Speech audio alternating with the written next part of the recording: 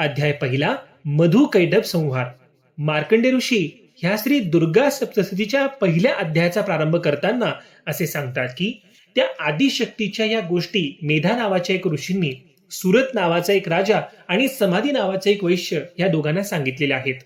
या देवी चरित्र कथेचे ऋषी हे ब्रह्मदेव आहेत. महाकाली ही याची देवता आहे. या रचनेचा छंद हा गायत्री असून नंदा ही त्याची शक्ती आहे. रक्तदंतिका हे बीज आहे. अग्नी ही त्याचे तत्व आहे. ऋग्वेद हे त्याचे स्वरूप आहे.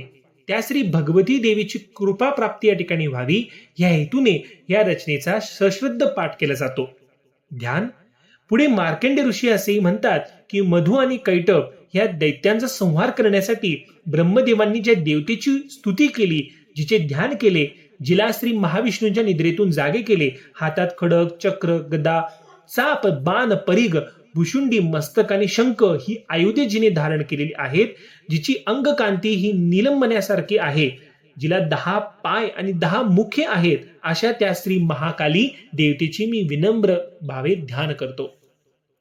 त्या श्री आदिमातेस विनम्र अभिवादन करून ऋषी पुढे म्हणतात की श्रोतेजन हो, आता तुमच्या मनात जागणारा हा सुरत राजा कोण, समाधी वैश्य कोण, ते या मेधा ऋषींच्या आश्रमात का आणि कसे आले, त्यांना मेधा ऋषींनी ही देवीची कथा सांगण्याचे कारण काय, ह्या आणि ह्यासारख्या तुमच्या मनातील नाना प्रश्नांचे मी एक एक करून उत्तर देतो. ते आता तुम्ही ध्यान देऊन ऐका. फार फार वर्षांपूर्वी सूर्यपुत्र सावर्णी, ज्यास 8वा मनू असे म्हटले जाते, तो चंद्रवंशात सुरत राजा म्हणून जन्मास आला. हा सुरत राजा मोठा धार्मिक वृत्तीचा, न्यायनीतीने वागणारा होता. तो आपल्या प्रजेचे पुत्रवत पालन करीत असे. त्यास दक्षिणेतील कोला विध्वंसनी नावाचा एक मोठा शत्रू त्रास देत असे. दक्षिणेतील कोला नावाच्या नगरीवर आक्रमण करून ज्या राजांनी तिचा विध्वंस केला त्यावरूनच त्यांना कोला विध्वंसनी असे म्हटले जाते. वास्तविक पाहता सुरत राजाकडे सैन्यबळ हे खूप जास्त होते. तरी पण दुर्दैवाने त्याच्याच राज्यातील काही स्वार्थी लोभी मंत्रीगणांनी इतकेच नव्हे तर प्रत्यक्ष राजाच्या प्रधानाने राजाचा विश्वासघात केला, फितुरी केली. त्यांनी कोला विध्वंसीस ह्यास मदत केली. परिणामी कोला विध्वंसी याचे सैन्यबळ कमी असूनही त्यास सुरत राजावर विजय मिळवण्यात यश आले. सुरत राजा हा त्या युद्धात पराभूत झाला. शत्रूने त्याचे राज्य बळकावले, त्यास राज्यातून हाकलून दिले. एकेकाळी ज्या राज्यात सुरत राजा हा सन्मानाने राज्य करीत होता त्याच राज्यातून त्यास परागंदा व्हावे लागले. एक दिवस अत्यंत दुःखी कष्टी मनाने, व्यथित अंतःकरणाने सुरत राजा शिकारेच्या निमित्ताने आपले राज्य, आपली नगरी, आपले पुत्र व प्रजा या सर्वांना सोडून दूरवरच्या एका घनदाट अशा अरण्यात निघून गेला. अपमानित, पराजित आणि निराश झालेला राजा त्या जंगलात पाय नेतील त्या दिशेने चालत राहिला. राजा असाच त्या जंगलात आत गेला. त्याला एका नदीच्या काठावर एका ऋषींचा आश्रम दिसला. दमला भागलेला राजा त्या आश्रमाच्या दिशेने पुढे जात असताना राजाच्या कानावर पक्ष्यांचे मधुर कुंजन आले. आश्रमातल्या वृक्ष, लतावेली फुललेल्या पाहून, तिथे स्वच्छंद बागडणारे पशु, पक्षी, प्राणी यांना पाहून राजाच्या मनास मोठा संतोष झाला. त्या आश्रमाच्या पवित्र आणि प्रसन्न वातावरणाने राजास मोठे समाधान झाले. तेवढ्यात आश्रमातल्या कुमारांनी राजा आल्याची वार्ता मेधा ऋषींनी या ठिकाणी दिली. त्याचबरोबर ते राजाच्या स्वागतास पुढे आले. त्यांनी राजाचे उचित आगत स्वागत केले. त्या आश्रमाच्या प्रसन्न वातावरणाने आणि ऋषींच्या आदरातिथ्याने सुखावलेला राजा त्यांची परवानगी घेऊन काही दिवस मनशांती मिळावे म्हणून त्याच आश्रमात राहू लागला. पण व्हायचे असे की जेव्हा जेव्हा राजा एकटाच विचार करीत बसायचा त्यावेळी आपलं राज्य, आपला परिवार, आपली प्रजा, आपली दरबारी, नोकर चाकर यांची राजास एकसारखी आठवण येत असे. त्याला त्याचं राज्य, खजिना, कुटुंब, प्रजा यांची काळजी वाटत असे आणि राजांचं जरासं शांत, सुस्थिर होऊ पाहणारं मन पुन्हा चिंतित, अस्थिर आणि व्यथित होत असे.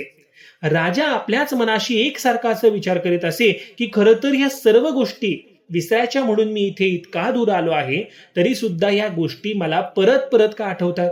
मला ज्याच्यामुळे परागंदा व्हावे लागले, ज्यांनी माझा विश्वासघात केला, माझ्याशी गद्दारी केली, त्यांचा विचार माझ्या मनात का येतोय. मला ते सारं पुन्हा पुन्हा का आणि कशामुळे आठवत आहे, याचे कारण काय.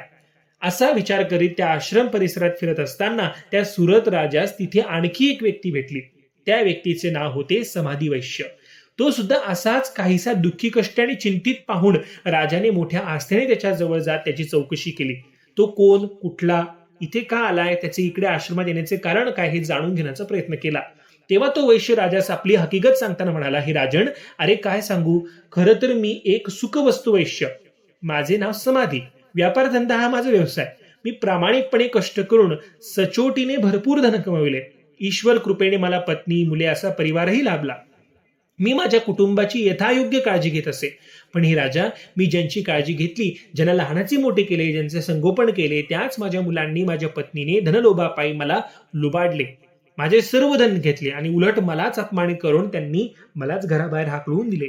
तेव्हा अत्यंत दुःखी कष्टी झाल्याने मी मनशांतीच्या शोधात ह्या ऋषी आश्रमात आलो. पण पण काय, राजा त्यास विचारले. तेव्हा तो वैश्य राजास म्हणाला, हे राजा, मी इथे त्या सर्वांपासून दूर निघून आलोय, पण माझं मन मात्र इथं त्यांच्याबद्दलच विचार करत आहे. ते कसे असतील, गुण्या गोविंदाने राहत असतील का, का कलह करत असतील? ते माझी संपत्ती नीट वापरतील का उधळपट्टी करतील? माझी पत्नी, मुले, सुना सुखी असतील ना, याचाच एकसारखे विचार माझ्या मनात येतो आहे.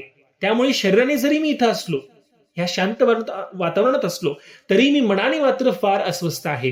हे असं का होत आहे, हे मला विचार करूनही समजत नाही. त्या समाधी नावाच्या वैश्याची ती हकीकत ऐकली आणि सुरत राजास त्याच्या आपल्या दुःखात, समस्येत, अडचणीत आणि हे असं का घडावं या अनुत्तरित प्रश्नात एक विलक्षण असे साम्य आढळले.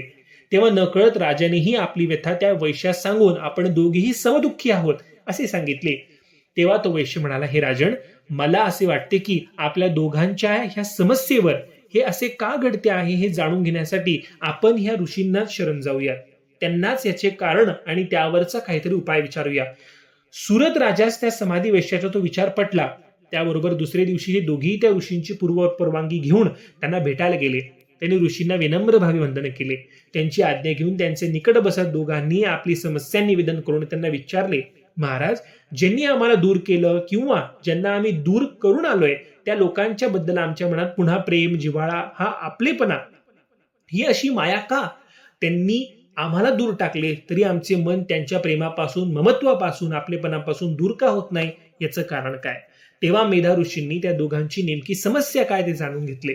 त्यावर थोडासा विचार केला आणि मग समजावणीच्या स्वरात ते त्या दोघांना म्हणाले, राजन, तुमच्या दोघांच्या बाबतच हे असं का घडतंय या प्रश्नाचे उत्तर एकच आहे, ते म्हणजे माया. माया म्हणजे प्रेम, लोभ, आकर्षण आणि ममत्व. त्यावर राजाने विचारले, महाराज, ही माया म्हणजे ईश्वराचीच एक शक्ती ना, मग या मायेपासून वेगळं कसं व्हायचं? तेव्हा ऋषी म्हणाले, हे राजा, खरं म्हटलं तर जगातील सर्व प्राणी मात्रांना आपापल्या परीने ज्ञान हे असतेच. त्यात अगदी सूक्ष्म जीवजंतूंचाही समावेश असतोच. प्रत्येकाचे विषय हे वेगवेगळे असतात, त्यांच्या जातीही वेगवेगळ्याच असतात. काही प्राणी हे दिवसा पाहू शकत नाही तर काही रात्री, म्हणजेच आंधळेपण हे आहेच. हे आंधळेपण म्हणजे अज्ञान, मूढता. सर्व प्राण्यांच्या मध्येच माणूस हा सर्वात जास्त ज्ञानी मानला जातो. त्याला इतरांपेक्षा ज्ञान आणि समज जास्त असते. माणसाप्रमाणेच पशु, पक्षी, प्राणी यांना सुद्धा भावभावना असतात. त्यांनाही प्रेम, वात्सल्य, माया असतेच.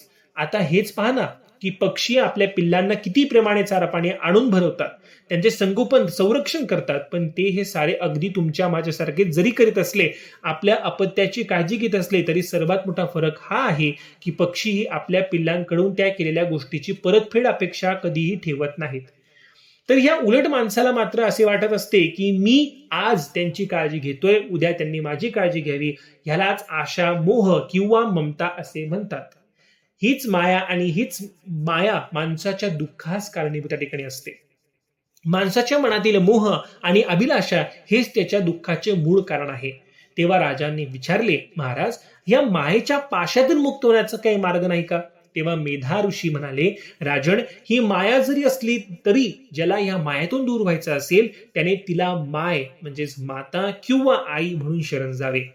तिला प्रार्थना करायला हवी की हे देवी, तूच हा भ्रमाचा, मायाचा, मोहाचा पडदा दूर कर.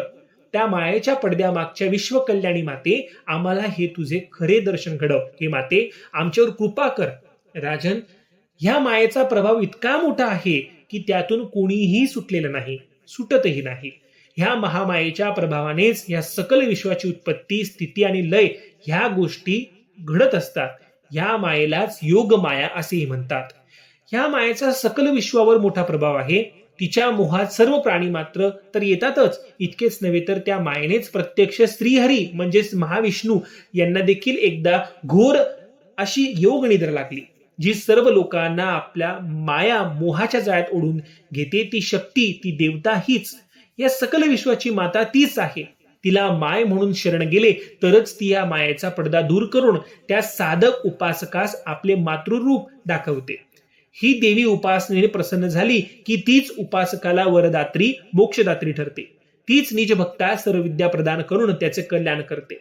तीच त्यास आपली ही माया आवर्ती घेऊन सर्व बंधनातून मुक्त करते. तेव्हा समाधी वैश्याने विचारले, मुनिवर, ही महामाया नेमकी कोण? तिचा मूळ अवतार, मूळ स्वरूप असे काय आहे? तिचा तो अवतार, ते प्रकटन का झाले? मग मेधा ऋषी म्हणाले, बाबांनो, या देवीची उगम कथा, तिचे कार्य, तिचा प्रभाव याबाबत फार मोठी माहिती मला तुम्हाला या ठिकाणी सांगावी लागेल. आता मी ती तुम्हाला या ठिकाणी देतो, ती तुम्ही एकाग्र चित्ताने या ठिकाणी ऐका.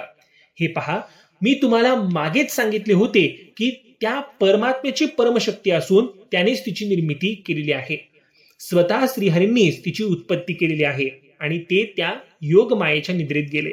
त्या अवस्थेत श्री महाविष्णू हे अनेक काळ असताना एकदा मात्र असे घडले की त्यांच्या कानातील मळापासून मधु आणि कैटभ ह्या नावाचे दोन भयानक असे राक्षस निर्माण झाले. ते दोघेही भगवान विष्णूंच्या नाभी कमलातून उत्पन्न झालेल्या ब्रह्मदेवास मारण्यासाठी त्यांच्या दिशेने येऊ लागले. तेव्हा ते मधु आणि कैटभ हे दोन राक्षस आपल्या दिशेने आणि आपल्यालाच मारण्याच्या हेतूने येत आहेत हे पाहताच त्या विश्व निर्मात्याने भगवान महाविष्णूंना स्वतःच्या रक्षणासाठी त्या योग निद्रेतून जागे करण्याचा प्रयत्न सुरू केला. त्यांनी प्रभूंना हाका मारल्या, साथ घातली, विनंती केली, तरी त्यांच्यावरची ती योग मायाचे निद्रा पटल काही केल्या दूर होईना आणि त्यांना जाग येईना. तेव्हा ब्रह्मदेवाने त्या महामायेचीच करुणा भाकण्यास प्रारंभ केला. ते तिची प्रार्थना करू लागले की हे देवी, तूच आता त्वरित महाविष्णूला निद्रेतून जागे कर आणि माझे संरक्षण कर. तेव्हा त्या योग मायेची स्तुती करताना ब्रह्मदेव म्हणाले, हे देवी, तूच स्वाहा स्वधा व वष्टकार आहेस. नाना प्रकारचे स्वर हे तुझेच स्वरूप आहे. ओंकारातील अर्धमात्रा ही तूच आहेस. तूच सर्व जीवांची जीवनदात्री आहेस. तूच या विश्वाची सर्जन शक्ती आहेस. हे देवी, तूच या विश्वाची संध्या, सावित्री आणि परमजननी आहेस. तुझ्या लीलेनेच या विश्वाची उत्पत्ती, स्थिती आणि लय हा सर्व खेळ चालतो. तूच विद्या, तूच माया, तूच मेधा ही तूच आहेस. मेधा अध्याय 2. देवांच्या तेजातून देवीची उत्पत्ती आणि महिषासुराच्या सैन्याचा संहार. मेधा ऋषी सुरतराजा आणि त्या समाधी वैश्यास म्हणाले, मागील अध्यायात आपण मधु आणि कैटभ यांच्या नाशासाठी त्या आदिशक्तीने का अवतार घेतला हा भाग पाहिला. तसेच त्या महामायेने त्या दैत्यांना कसे भुलवून त्यांच्याच वरदानाने त्यांचा वध करविला हा वृत्तांत ऐकला. आता या सप्तशतीच्या 2ऱ्या अध्यायात त्या आदिशक्ती महालक्ष्मी देवीच्या अवताराची कथा मी तुम्हाला सांगतो, ती ऐका. ध्यान. प्रथम आपण मार्कंडेय ऋषींनी ज्या महालक्ष्मी देवीचे अध्याय कथानपूर्विक ध्यान केले तिचे ध्यान करूया. ते म्हणतात, जिच्या हाती अक्षमाला, परशु, गदा, कमलपुष्प, वज्र, धनुष्य, दंड, ढाल, तलवार, शंख, घंटा, सुरापात्र, शूळ, पाश इत्यादी आयुधे आहेत, जी अशा सर्व शस्त्रास्त्रांनी योद्धा सज्ज आहे, जिच्या मुखावर सुहास्य पसरलेले आहे, जी सुदर्शन आहे, अशा कमल निवासिनी देवीस मी विनम्र भावे वंदन करतो, तिचे भावपूजन करतो. मेधा ऋषी हे सुरत राजाने समाधी वैश्यास सांगतात की ह्या देवतेचा अवतार झाला त्यासही कारणीभूत ठरले ते देव आणि दानव यांच्यातील युद्धच. हजारो वर्षांपूर्वी देव आणि दानव यांच्यात इंद्रप्रदावरून प्रचंड मोठे युद्ध झाले. त्या युद्धात देवतांच्या बाजूने देवेंद्र तर असुरांच्या बाजूने महिषासुर नावाचा दैत्यराज युद्ध करीत असे. त्या युद्धात महिषासुराने आपल्या प्रचंड सैन्याच्या आणि असुरी शक्तीच्या बळावर देवेंद्राचा दारुण पराभव केला. महिषासुराने इंद्राचे राज्य, त्याचे पद हे हिरावून घेतले. तो आता स्वतःला देवांचा राजा म्हणवून घेत देवेंद्राच्या पदावर आरूढ झाला. त्यातच त्या असुर राजाने तिन्ही लोकातील होम हवने, सर्व प्रकारचे धर्मकार्य बंद पाडल्याने देवांची शक्ती क्षीण झाली. त्यामुळे पराभूत झालेल्या व शक्तीहीन झालेल्या देवतांनी आपल्या रक्षणासाठी कमळातून जन्म झालेल्या त्या विधात्याकडे म्हणजेच ब्रह्मदेवाकडे धाव घेतली. आपली समस्या ब्रह्मपित्यास निवेदन करून त्यावर काही उपाय विचारला. तेव्हा विधाता त्यांना म्हणाला, ह्या कामी आपण सारे जिथे क्षीरसागर निवासिनी भगवान विष्णू आणि कैलास निवासी भगवान श्री शिव हे एकत्र बसले होते त्या स्थानी जाऊया. असे म्हणून त्या सर्वांना सोबत घेऊन ब्रह्मदेव त्या स्थानी आले. सर्वांनी त्या दोघांना अभिवादन करून आपली समस्या, महिषासुराचा त्रास, त्याने देवतांना केलेले पदच्युत, हिसकावून घेतलेले पदे, राज्य आणि अधिकार यांची सविस्तर माहिती सांगितली. हे नारायण, हे कैलासनाथा, आम्ही आपणास शरण आलो आहोत. आपणच ह्यावर आता काहीतरी उपाय करा. त्या उन्मत्त दैत्यासुराचा वध करा, अशी त्यांना कळवळून प्रार्थना केली. तेव्हा तो समाचार घेऊन भगवान नारायण अत्यंत क्रोधित झाले. त्यांच्या मुखातून एक दिव्य तेज बाहेर पडले. त्या वाटपात ब्रह्मा आणि भोलेनाथ यांच्या मुखातूनही तेज बाहेर पडले. या तिन्ही देवतांच्या शरीरातून बाहेर पडलेले तेज एका दिव्य रूपात एकरूप झाले. त्यातून एक दिव्य अशी तेजाशलाका बाहेर पडली. पाहता पाहता त्या महातेजस्वी अशा ज्वाला निर्माण झाल्या. त्या उंच उंच आसमंतात झेपावू लागल्या. त्या वाटपात सर्व देवदेवतांच्या शरीरामधून एक एक तेजाचा अंश बाहेर निघून तो त्या तेजात मिसळला. थोड्याच वेळात त्या दिव्य अशा तेजातून हळूहळू एक सुंदरशी दिव्य अशी स्त्री आकृती आकाराला येऊ लागली. भगवान शंकरांच्या मुखातून निघाल्या तेजापासून त्या आकृतीचे मुखकमल तयार झाले. यमाच्या तेजापासून तिचा सुंदर असा लांब सडक काळ्याभोर केसांचा केशसंभार तयार झाला. विष्णूंच्या तेजापासून तिचे बलशाली बाहू तयार झाले. चंद्राच्या शीतळ तेजाने स्तनांना सुडवलं असा आकार आला. इंद्राच्या तेजाने तिच्या कटीचा भाग तयार झाला. वरुण तेजाने जंघा, तर पृथ्वीच्या तेजाने तिचे नितंब तयार झाले. ब्रह्मदेवाच्या तेजापासून तिचे चरण, तर सूर्य तेजापासून पायांचे सुंदर बोटे तयार झाले. अष्टवसूंच्या तेजांनी हाताची बोटे, तर कुबेराच्या तेजापासून देवीचे सुंदर असे नाक तयार झाले. प्रजापतींच्या तेजांनी तिचे शुभ्र दंत, तर अग्नीच्या तेजापासून नेत्र तयार झाले. संध्येच्या तेजाने तिच्या दोन्ही धनुष्य आकार, भुवया आणि वायूच्या तेजापासून सुंदर कान निर्माण झाले. अशा प्रकारे देवदेवतांच्या शरीरातून जे तेज त्या महातेजात एकवले, त्या सर्वांपासून सर्वांग सुंदर अशी एक पाहत राहावी अशी रूपवान सुंदर स्त्री आकृती तयार झाली. ती सचेतन झाली. सर्वांनी त्या शक्ती स्वरूपिणीस वंदन केले. जेव्हा सर्वांना हे समजले की ही आदिशक्ती, आदी देवता, शक्ती देवता आपल्या संरक्षणासाठी, आपला शत्रू तो दुष्ट पापी दुराचारी अशा महिषासुराच्या वधासाठी अवतरण झाली आहे, हे जेव्हा त्यांच्या लक्षात आले, तेव्हा त्यांनी त्या देवतेस एक एक करून दिव्य अशी अस्त्रशस्त्र प्रदान करण्यास प्रारंभ केला. वरुणाने शंख, अग्नीने अजंक्य अशी अशक्ती, देवेंद्राने दिव्य बाण, पवनाने धनुष्य बाण, इंद्राने देवीस ऐरावताच्या गळ्यातील घंटा दिली, यमाने दंड दिला, वरुणाने पाश, प्रजापतीने अक्ष माला, तर ब्रह्मदेवांनी तिला कमंडलो दिला. सूर्याने तिच्या केसांना सोनसळा दिली. कालाने तिला ढाल तलवार दिली. क्षीरसागरने ह्या देवतेस उज्ज्वल हार आणि कधीही जीर्ण न होणारे असे वस्त्र दिले. तसेच सागराने तिला चुडामणी, कुंडले, चंद्रकोर, वाकी, सलकडी, पैंजण इत्यादी दागिने दिले. विश्वकर्माने त्या देवतेस नाना प्रकारची कर आभूषणे दिली. एक अत्यंत धारदार परशुही दिला. या व्यतिरिक्त देवतांनी ह्या देवीस नाना शस्त्रास्त्रे, अभद्य कवच, कधी न कोमेजणाऱ्या माळ इत्यादी दिल्या. पर्वतराज हिमालयाने देवतेस तिचे वाहन म्हणून एक सिंह दिला. अशा प्रकारे सर्व देवदेवतांनी त्यांच्या शरीरातून बाहेर पडलेल्या आणि नारी रूप धारण केलेल्या त्या देवतेस जे जे काही आवश्यक आहे ते सर्व देव केले. त्या सर्व अलंकारांनी नटलेल्या, शस्त्रास्त्रांनी सज्ज झालेल्या देवतेस पाहून सर्वांनी तिच्या नावाचा जय जयकार केला. सर्वजण तिचे गुणगान करू लागले. देवीचा जयघोष आणि जय जयकार सर्व त्रिभुवनात पसरला. त्याचा सगळीकडे प्रतिध्वनी उमटला. त्या आवाजाने सागरात प्रचंड मोठ्या लाटा उसळल्या. तो ध्वनी ऐकून राक्षसांना धडकी भरली. देवदेवता, ऋषीमुनी आणि भक्तगणांचा आनंद गगनात मावेना. सर्व देवदेवता, ऋषीमुनी, सूरनर यांनी त्या दिव्य तेजातून प्रकट झालेल्या देवतेची स्तुती करण्यास, तिची करुणा भागण्यास प्रारंभ केला. तिकडे ही वार्ता राक्षसगणास मिळताच त्यांचा क्रोधाग्नी भडकला. ते सर्वजण बैचेन झाले, एकत्र गोळा होऊ लागले. तेव्हा महिषासुराने आपल्या गुप्तेरांना बोलावून घेतले. त्यांच्याकडून हा काय प्रकार आहे ते जाणून घेतले. जेव्हा त्यांनी त्या देवतेच्या प्रकटनाची वार्ता महिषासुरास दिली, तेव्हा त्या मोठ्या उपहासाने गदगदा हसत तो म्हणाला, जिथे आजवर त्या मोठ्या देवदेवता आपल्यासमोर टेकल्या नाहीत, तिथे ह्या एका स्त्रीचा तो काय पाडा. चला सारे एक व्हा, आपण अगदी सहज त्या देवीचा नायनाट करू. असे म्हणून आपल्या असुर सैन्यात जोश जागवीत त्यांनी मोठी गर्जना केली. महिषासुराचे सैन्य त्या देवीचा शोध घेत निघाले. तेव्हा त्यांना रणभूमीवर अनेक अस्त्रशस्त्रे सज्ज करून युद्धास तयार झालेली देवी दिसली. देवदेवतांच्या रक्षणार्थ प्रकट झालेल्या त्या देवतेचे विलोभनीय दर्शन आणि तिची अस्त्रशस्त्र सज्जता पाहून त्यांचे डोळेच दिपले. त्या देवीची मूर्ती इतकी भव्यदिव्य होती की तिच्या पायाखाली धरणी दबून जात होती. तिच्या मस्तकावरचा मुकुट हा पार आकाशातला जाऊन भिडला होता. तिच्या धनुष्याचा केवळ टंकार ऐकूनच शत्रूच्या हृदयाचा थरकाप होत होता. त्या देवीस युद्धासाठी पुढे येताना पाहून महिषासुराची राक्षस सेना ही मोठ्या त्वेषाने पुढे धावली. त्यावेळी महिषासुराच्या सेनापती चिक्षुर हा आपली प्रचंड मोठी सेना घेऊन प्रथम देवीशी युद्ध करण्यास पुढे झाला. त्याचे जवळ प्रचंड मोठ्या संख्येने दैत्य सेनेचे बळ होते. अनेक शस्त्रास्त्रे होती. हत्तीदळ, घोडेदळ, पायदळ ही मोठ्या प्रमाणात सज्ज होते. त्यामुळे चिक्षुर हा सेनापती मोठ्या उन्मादाने आणि पूर्ण तयारीनिशी देवीसमोर येऊन उभा ठाकला. त्याच्यासोबत महावीर बाष्कल हा सुद्धा होताच. तसेच बिदाल नावाचा सेनानी पण आपल्या कोट्यावधी रथ, हत्ती, घोडे, सैनिक यांच्यासह त्यात सामील झाला. ह्या संग्रामात महिषासुरास मदत करण्यासाठी परिवारित नावाचा महान पराक्रमी असा एक दैत्य महावीर सुद्धा रणांगणावर येऊन दाखल झाला होता. देवी आणि असुर सेना एकमेकांच्या समोर येताच देवीने शंखनाद करून तर दैत्यांनी नाना रणवाद्यांचा नाद करून युद्धास परस्परांना उद्युक्त केले.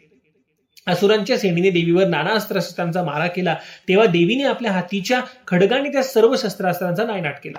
आता देवी त्वेषाने पुढे झाली. देवीचा सिंह एक प्रचंड मोठी आरोळी घेऊन असुरांच्या सैन्यात घुसला. जो दिसेल त्यास फाडून खाऊ लागला. देवीने असुर सेनेवर शस्त्रास्त्रांचा मारा करून त्यांचा जडखून टाकले. इकडे ह्या युद्धात आपल्या रक्षणकर्त्या देवीस विजय प्राप्त व्हावा म्हणून देवदेवता, ऋषी, मुनी तिच्या नावाचा जयघोष करू लागले. रणांगणात युद्ध करीत असताना देवीने जे असंख्य निश्वास टाकले त्यातून देवीचे सैन्य तयार होऊन ते त्या राक्षस सैन्याशी झुंज लागले. त्या देवीच्या सैन्याने गोफन, पट्टा, परशु ह्यातील जे म्हणून शस्त्र हाती लागेल त्या शस्त्राने राक्षस सैन्याचा नाश करण्यास प्रारंभ केला. देवी आणि असुर सेनेच्या ह्या प्रचंड चाललेल्या युद्धात जसे अस्त्रशस्त्रांचे आवाज घुमू लागले तसे रणवाद्यांच्या नादांनीही त्यात भर घातल्याने सारेच वातावरण भयप्रद निर्माण झाले. राक्षस सैन्याची मोठ्या प्रमाणावर हानी होऊ लागली. देवीने त्रिशूल, गदा, तलवार, भाला यांचा वापर करून शेकडो दैत्यांना यमसदनास पाठवले. अनेकांची मस्तके कापली गेली. कोणाचे हातपाय तुटले, कोणी मूर्छित झाले तर कोणी गर्तपराण. कुठे कुठे तर असेही झाले की शिरच्छेद झालेले राक्षसवीर हे त्यांना दिसत नसल्याने त्वेषाच्या भरात आपल्याच सैन्यास मारीत सुटले. सर्वत्र एकच हलकल्लोळ माजला. चिक्षुर सेनापती एकसारखा ओरडून आपल्या सैन्यास देवीस धरा, मारा, सोडू नका असे सांगत होता. या घनघोर अशा संग्रामाने जमिनीवर रक्ताचे पाट वाहू लागले. अस्थि मांसांचा नुसता चिखलच चिखल झाला. देवीच्या वाहन असलेल्या सिंहराजाने रणभूमीत अनेक रथी महारथी राक्षसवीरांना कंठस्नान घातले. त्याने या रणसंग्रामात देवीस मोठे स्थायी केले. हा संग्राम प्रदीर्घ काळ चालत राहिला. तरीही देवीने मात्र असुर सैन्याच्या मोठ्या प्रमाणात बिमोड केला. संख्येने अगणित असूनही देवीपुढे मात्र त्यांचा मनाव तसा काही टिकाव लागला नाही. मेधा ऋषी, सुरत राजास आणि समाधी वैश्यास म्हणाले की ह्या प्रकारे देवीने युद्धात असुर सैन्याची मोठ्या प्रमाणात हानी केली, त्यांचा पाडाव केला. देवीच्या या अतुल पराक्रमाने देवदेवता मोठ्या प्रसन्न झाल्या. त्या देवीचे गुणगान करू लागल्या. देवीवर पुष्पांचा वर्षाव करू लागल्या. विजयनादाने आकाश दुमदुमून गेलं. या ठिकाणी मार्कंडेय पुराणातील सार्वजनिक मन्वंतरी काळातील महिषासुर सैन्याच्या संहाराचे वर्णन करणारा श्री दुर्गा सप्तशतीचा दुसरा अध्याय पूर्ण होतो. या अध्यायाची फलश्रुती अशी की या अध्यायाचे पठण केले असता राहते घर वा जमिनीवर अन्य कोणी कब्जा केला असल्यास ते परत मिळेल. सर्व मंगल मांगल्ये शिवे सर्वार्थ साधिके शरण्ये त्र्यंबके गौरी नारायणी नमोस्तुते. अध्याय 3. सेनापतीचा आणि महिषासुराचा वध. महिषासुराचे वधाख्यान सांगण्यापूर्वी मेधा ऋषीही त्या देवी भगवतीचे स्मरण करतात. ते म्हणतात, हे देवी, जिची कांती ही सहस्त्र सूर्याच्या तेजासारखी दैदिप्यमान आहे, जिने रक्तवर्णाचे वस्त्र परिधान केलेले आहे, जिच्या गळ्यात रुंडमाळा शोभत आहेत, जिच्या स्तनावर रक्तचंदनाचा लेप दिलेला आहे, जिच्या हाती जपाची माळ आहे, जिच्या प्रसन्न मुद्रेवर ज्ञानाचे तेज पसरले आहे, जिने भक्तांना शुभाशीर्वाद देण्यासाठी आपला सव्य कर उंचवला आहे, जिचे नेत्रकमल तेजाने लखलखत आहेत, जिच्या मस्तकावर चंद्रकोरणे अधिष्ठित असा रत्न जडित सुवर्ण मुकुट आहे, अशा त्या कमलासनात बसलेल्या देवीस माझे सहस्त्र प्रणाम असोत. याप्रमाणे देवीचे नमन करून ते पुढील कथाभाग सांगण्यास प्रारंभ करतात. ऋषी म्हणतात, मागील अध्यायात त्या आदिमायेने राक्षसांच्या सैन्याची कशी दानादान उडवली ते आपण श्रवण केले. तेव्हा आपल्या असुर सेनेची पिछेहाट होते आहे, आपला पराभव होतो आहे, देवीकडून असुर सैन्याचा मोठा नाश केला जातोय हे पाहताच महिषासुराचा सेनापती चिक्षुर मोठ्या त्वेषाने चवताळून पुढे आला. त्याने देवीवर असंख्य बाणांचा वर्षाव केला. तेव्हा प्रत्युत्तरात देवीने त्या सर्व बाणांना निशब्द करीत त्या असुर सेनापती चिक्षुराचा रथ, त्याचा सारथी, रथाचे अश्व यांचा नाश केला. त्याबरोबर त्याच्या अहंकारालाही मोठी ठेच पोचवली. देवीने चिक्षुर दैत्याचे धनुष्यच तोडून टाकले. त्याच्या रथावरचा ध्वजही काढून टाकला. देवीने त्याच्या रथाचे घोडे मारले, सारथी मारला. हे पाहून चिक्षुराचा अत्यंत क्रोध आला.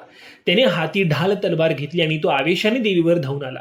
त्याने एका बेसावध क्षणी देवीच्या एका बाहूवर तलवारीचा प्रचंड असा आघात केला, पण झाले असे की त्या आघाताने त्याची तलवार मात्र तुटली. त्यामुळे तो अधिकच क्रोधावला आणि एक तीक्ष्ण असा शूल हाती पोचण्याआधीच तो देवीवर धावून गेला. त्याने आपला शूल देवीच्या रोखाने फेकला खरा, पण तो देवीपर्यंत पोहोचेपर्यंत देवीने आपल्या हत्तीच्या शूलाने त्या शूलाचे 2 तुकडे करून टाकले. इतकेच नाही तर तो देवीचा शूळ सरळ जाऊन आदळला तो त्या चिक्षुर दैत्यावरच आणि त्या आघातानेच तो सेनापती मारला गेला. सेनापतीच्या मृत्यूनंतर चामर नावाचा दैत्य सर्व तयारीनिशी देवीवर चाल करून आला. त्याने एक शक्ती अभिमंत्रित करून ती देवीवर सोडली. तेव्हा देवीने स्वसामर्थ्याने ती शक्ती तर पराभूत केलीच, त्याचबरोबर आपल्या एका साध्या हुंकाराने तिने त्या आकाशात उडवले आणि खाली पाडले. त्यामुळे चामर अधिकच संतापला. त्याने आणखीनच एक शूल देवीवर टाकला. देवीने त्या शूलाचेही चूर्ण केले. तेवढ्यात देवीच्या सिंहाने चाणूराच्या हत्तीवर गंडस्थळावर उडी मारली. दोघात मोठे निकराचे युद्ध झाले. हत्तीवरून ती दोघी खाली कोसळत असताना सिंहाने आपल्या पंजाचा इतकाच जोरात त्या चामराच्या डोक्यावर आघात केला की त्या आघाताने चामराचे मस्तक धडा वेगळ्या ठिकाणी झाले. चामर दैत्य मृत होताच उद्रग्न हा दैत्य देवीवर चाल करून आला. देवीने त्याच्यावर मोठमोठे पर्वत आणि वृक्ष यांचा वर्षाव करून त्यास मारले. देवीच्या अंगात आता जणू मोठी विरश्रीच संचारली. ती दिसेल त्यांचा संहार करीत सुटली. तिने उद्धत दैत्याला गदेने मारले, तर बाष्कल दैत्यास गोपनीने आणि अंधकासुरास बाणांनी मारले. क्रोधावलेल्या देवीने आपला 3रा नेत्र उघडला. उग्रास्य, उग्रवीर्य आणि महाहनू या दैत्यांना देवीने आपल्या हत्तीच्या त्रिशूलाने यमसदनास पाठविले. देवीवर चाल करून त्वेषाने तिच्या अंगावर धावून आलेल्या बिडाल राक्षसास तिने तलवारीने उभा कापून काढला. या प्रकारे ही देवी आपल्या एकापेक्षा एक श्रेष्ठ आणि पराक्रमी दैत्यवीरांना लीलया यमलोकी पाठवित आहे. देवी आणि तिच्या सैन्याची सरशी होत आहे हे पाहून आता मात्र महिषासुरास मोठा राग आला. तो प्रचंड मोठी गर्जना करून सर्व शक्तीनिशी देवीवर चाल करून आला. त्याने रेड्याचे रूप घेतले आणि तो सर्वांना धडका देत, तर कोणास शिंगावर घेऊन उलथून फेकत, कोणास तुडवत, तर कोणास मुसंड्या मारत देव सैन्यात घुसला. त्या रेड्याने काही दैवसैन्यास लाथाने तुडविले, कोणास शिंगे खुपसली, कोणास शेपटीचे तडाखे दिले. एकूणच त्याने दैवसैन्याची दानादान उडवायला सुरुवात केली. त्यानंतर महिषासुराने आपला मोर्चा हा सरळ देवीच्या वाहनाकडे म्हणजेच देवीच्या सिंहाकडे वळवला.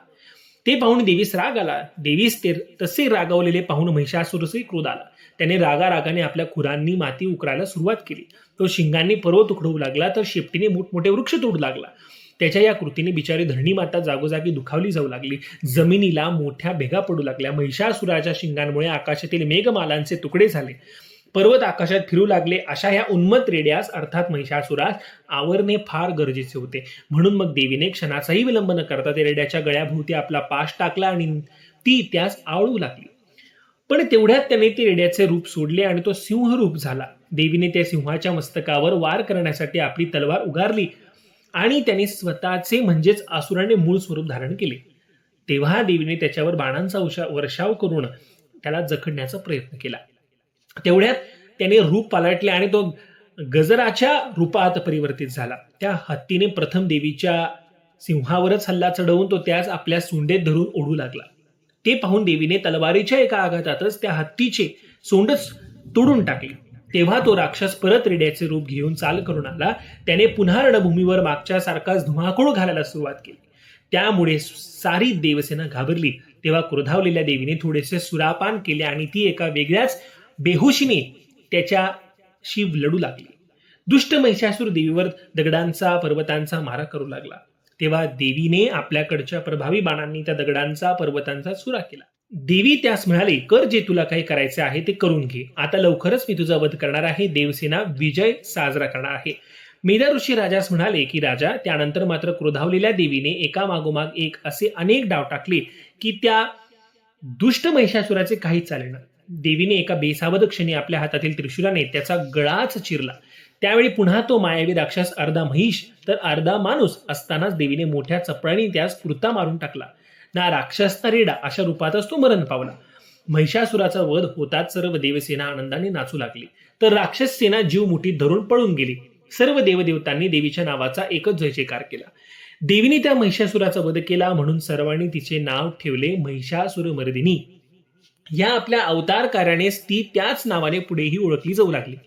देवीने त्या दुष्ट राक्षसाचा वध करताच देवदेवता ऋषी मुनी सर्वांना अपूर्व असा आनंद झाला.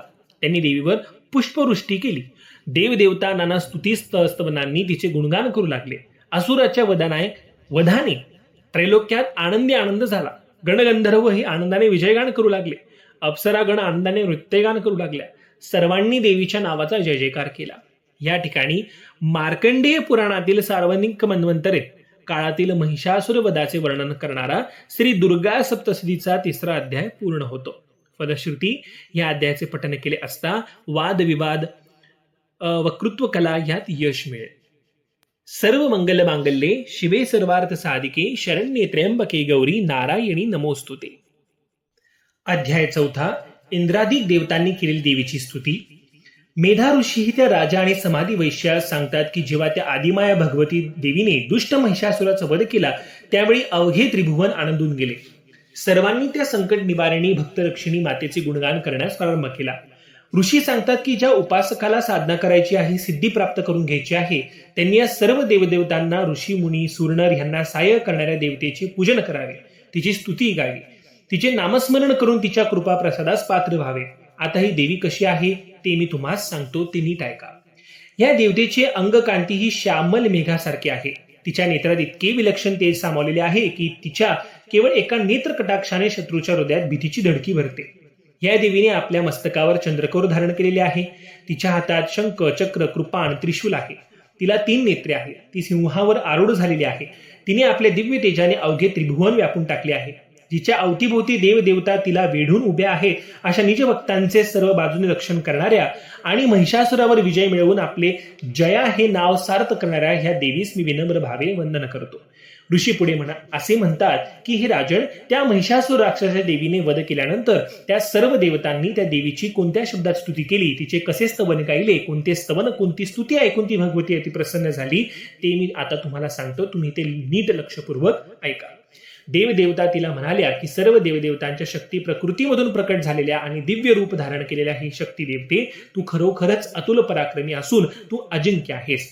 ही देवी, तू उदार आणि प्रसिद्ध आहेस. आम्ही सर्वजण तुझे भक्तिभावाने नमन आणि पूजन करतो. हे देवी, तुझे स्तवन करण्यात जिथे प्रत्यक्ष ब्रह्मा, विष्णू आणि महेश या देवताहीच असमर्थ आहेत, तिथे खरं तर आम्ही काय आणि कोणत्या शब्दात तुझे गुणगान करणार. हे देवी, या सकल विश्वाच्या रक्षणार्थाने कल्याणासाठीच तू उत्पन्न झालेली आहेस. भक्तगणांच्या मनातील भय तूच दूर करणारी आहेस. तू आपल्या भक्तांचं कल्याण करण्याच्या कार्याचा दैव प्रयत्नशील असतेस. तूच अभयदायिनी आहेस. ही देवी, या जगात तूच भाग्यवंतांच्या घरी लक्ष्मीच्या रूपाने तर दुष्टांच्या घरी दारिद्र्य रूपाने निवास करतेस. शुद्ध निर्मळ भक्तिभाव असलेल्या लोकांच्या मध्ये तू बुद्धी रूपाने निवास करतेस. संतांच्या घरी श्रद्धेच्या रूपाने, कुलीन लोकांच्या घरी विनयाच्या रूपाने ही देवी तू निवास करून असतेस. ही देवी, तू अगम्य, अतर्क्य आणि अनाकलनीय आहे. तेव्हा आम्ही तुझे कोणत्या शब्दात वर्णन करावे बरे. तू रणांगणात त्या दुष्ट दैत्यांचा जो भयानक संहार केलास, आम्हास भयमुक्त केलेस, त्याचे यथार्थ वर्णन करण्यास आम्ही असमर्थ आहोत. तुझा पराक्रम वर्णन करण्यास आमच्याकडे शब्द अपुरे आहेत. ही देवी, तूच या सकल विशाल सृष्टीची जगन्माता आहेस.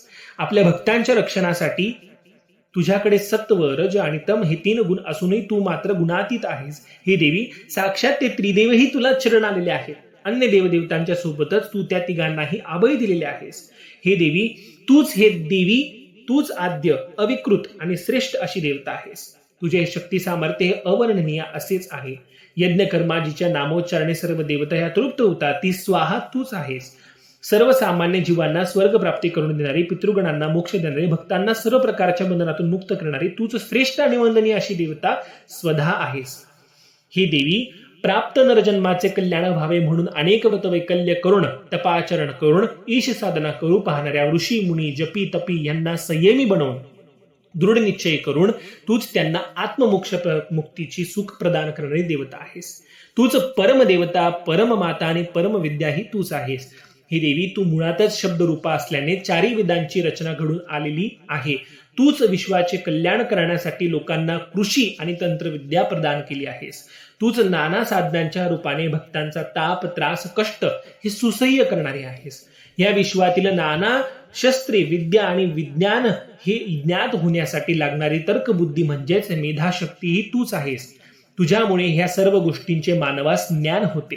ह्या संसाराच्या दुर्गम अशा भवसागरात जीवांना तारून देणारी भक्ती मार्गदर्शिकाही तूच आहेस.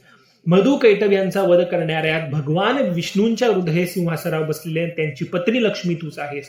तू भगवान आदिनाथांची परमप्रिय गौरी आहेस. पूर्ण चंद्र प्रकाशाप्रमाणे तुझे मुखकमल हे दिव्य अशा प्रकाशाने उजळलेले आहे. तुझ्या मुखावर स्मितहास्य पसरलेले आहे. तुझे हे असे रूप पाहून त्यावर मोहित न होता उलट तुझ्यापाशी युद्ध करण्यास, तुझ्या अंगावर शस्त्रास्त्रांचे आघात करण्यास तो महिषासुर मोहित झाला. हे खरोखरच विचित्र अशी वाटणारीच गोष्ट आहे. ही देवी, जेव्हा त्या दुष्ट महिषासुरास पाहून तुझे मुखकमल हे क्रोधाने लालबुंद झाले, त्यावेळी हे पाहून तो राक्षस मृत कसा झाला नाही? कारण तू ज्याच्यावर रुष्ट होतेस, क्रोधावतेस, त्याच्या कुळाचा नाश हा ठरलेलाच आहे. तसेच ही देवी, तू ज्याच्यावर प्रसन्न होशील त्यास मान सन्मान, धनसंपदा, यशकीर्ती इत्यादी सर्व गोष्टी ह्या सहज प्राप्त होतात. तुझ्या कृपेने गुणवान मनुष्या सर्व प्रकारच्या धर्मकृत्य नित्य आणि उचित प्रकारे करतो अशा उपासकास तुझ्या कृपेने स्वर्ग प्राप्ती होते. कारण ते सुख देणारी खरी दात्री तूच आहेस. ही देवी, तुझे नामस्मरण केले असता तुझ्या कृपेने भक्त भाविकांच्या मनातील भय दूर होते. तुझ्या सततच्या स्मरणाने सुबुद्धी प्राप्त होते. तू आपल्या निज भक्तांना भक्ती, मुक्ती आणि सौख्य प्रदान करणारे आहेस. ही देवी, तुझ्याशिवाय आमच्या दुःखाचे, तापाचे, भयाचे, अज्ञानाचे हरण दुसरे कोण करणार? हे देवी, तुझ्याशिवाय आम्हाला अन्य कोणाचा म्हणून आधार आहे. तूच आमची कनवाळू, कृपाळू आणि रक्षिता माता आहेस. हे विश्व संरक्षणी माते, तूच दुष्ट असुरांचा संहार करून आम्हास सुख, शांती, राज्य, वैभवाधिकार हे पुन्हा प्रदान केलेलेस. माते, तू इतकी उदार आहेस की तुझ्या हातून ज्यांना मरण आले त्या सर्व जीवांना तू स्वर्ग लोकाचे द्वार उघडे करून दिलेस. म्हणजे एका अर्थाने तुझ्याशी वैर धरून तुझी विरोध भक्ती करून त्यांचे कल्याण झालेले आहे. हे अंबिके, अगं तुझी खेळी ती काय आणि कोणी जाणावी? कारण वास्तविक तू केवळ तुझ्या एका फुंकरेने ज्यांचा नाश करून शकत होतीस, त्या तुझ्या शत्रूंनाही तुझ्याशी युद्ध करून त्यांची युद्ध कौशल्य दाखवण्याची संधी त्यांना दिलीस.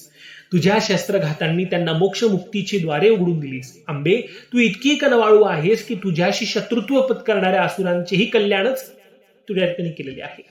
ही देवी, तुझ्या हातातल्या तळपत्या तलवारीचे तेज पाहून दैत्यांचे डोळे दिपले नाहीत, कारण ते त्यावेळी तुझ्या चंद्रप्रकाशासारख्या शांत आणि शीतल अशा मुखमंडलाकडे पाहत होते. ही देवी, तुझे शील, तुझे सौंदर्य, रूप, मोहकता ही दुष्टांचा दुष्टपणा दूर करणारी आहे. तू पराक्रमाच्या बाबतीत अतुलनीय आहेस. तू इतकी बलवान आहेस की खरं तर ज्या दैत्यांनी स्वसामर्थ्याच्या बळावर देवदेवता इंद्र यांनाही पराभूत केले, अशा विजयवीरांनाही मारून तू त्यांच्यावर विजय मिळवला आहेस. ही माते, तुझ्या कार्यास तोड नाही. तू दैत्य संहाराचे कार्य करून सर्व त्रैलोक्या संकटातून मुक्त केले आहेस. तुझ्या या कार्याबद्दल आम्ही सर्वजण तुझे नित्य ऋणी आहोत. हे माते, आम्ही तुला विनम्र भावे वंदन करतो. तुझ्या हातीचा घंटनाद सर्व दुष्टांचा विचारांना धूळ पळवून लावू दे. तुझ्या हातीचे धनुष्य आमचे रक्षण करू दे. हे जगदंबे माते, तू दाही दिशांपासून येणाऱ्या लहान मोठ्या संकटांपासून आमचे रक्षण कर. हे देवी, तू भक्त रक्षणार्थ जरी भयप्रद असे रूप धारण केलेले असले तरी आम्हास तुझ्या नित्य ध्यान, पूजन, स्मरण आणि भक्तीसाठी तुझे सात्विक, सुंदर, मोहक आणि चित्तास हरण करणारे जे दर्शन ते तू आम्हास दे. हे देवी, आपल्या निज भक्तांचे तू सदैव रक्षण कर. त्यासाठी तुझे शस्त्रे सज्ज राहू दे. तू आमच्या सर्व प्रकारच्या आधी व्याधी, पीडा, बाधा ह्या दूर कर. मेधा ऋषी त्या दोघांना सांगतात की ह्या आणि अशा प्रकारे त्या देवीचे गुणगान करीत तिच्या पराक्रमाचे पवाडे गात, तिच्या कनवाळू कृपापणास आणि मातेच्या ममतेस साथ घाली देवदेवता, ऋषीमुनी, सुरनर आणि गंधर्व आदी सर्वांनी देवीची अपार स्तुती केली. आपल्या भक्तांची स्तुती सुमने अंगावर घेत असताना माय भगवती ही त्यांच्यावर अतिप्रसन्न झाली. देवी म्हणाली, हे देवदेवतांनो, हे माझ्या प्रिय भक्तांनो, मी तुमच्यावर अतिप्रसन्न झाले आहे. तुम्हास कोणता हवा तो वर मागा, मी तो तुम्हास अवश्य देईन.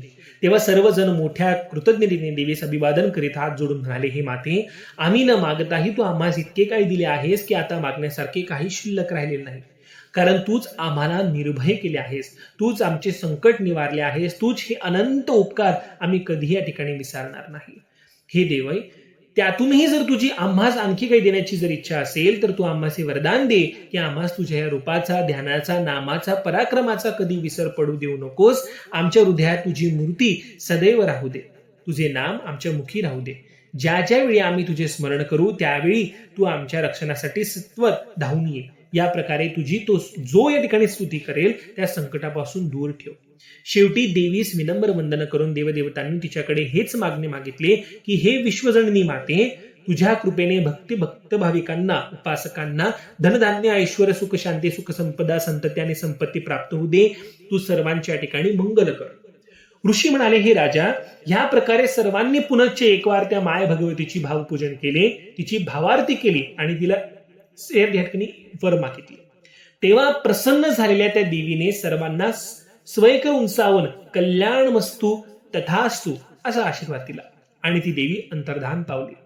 ऋषी राजास आणि त्या समाधी वैश्यास म्हणाले, बाबांनो, या प्रकारे त्या आदिमायेने फार फार पूर्वी तो अवतार घेतला, त्याचे प्रगटन, त्यांचे कार्य मी तुम्हाला निवेदन केले. आता यापुढे पुन्हा त्या देवीने गौरीच्या रूपात कसा अवतार घेतला, तिने शुंभ निशुभ या दैत्यांचा कसा वध केला, ती सुद्धा देवी अवताराची कथा मोठी श्रवणीय आहे. त्या अवताराची श्रवणीय असे कथाकथन मी तुम्हाला करीन, तेही तुम्ही मोठ्या श्रद्धायुक्त आणि भक्ती भावाने श्रवण करा.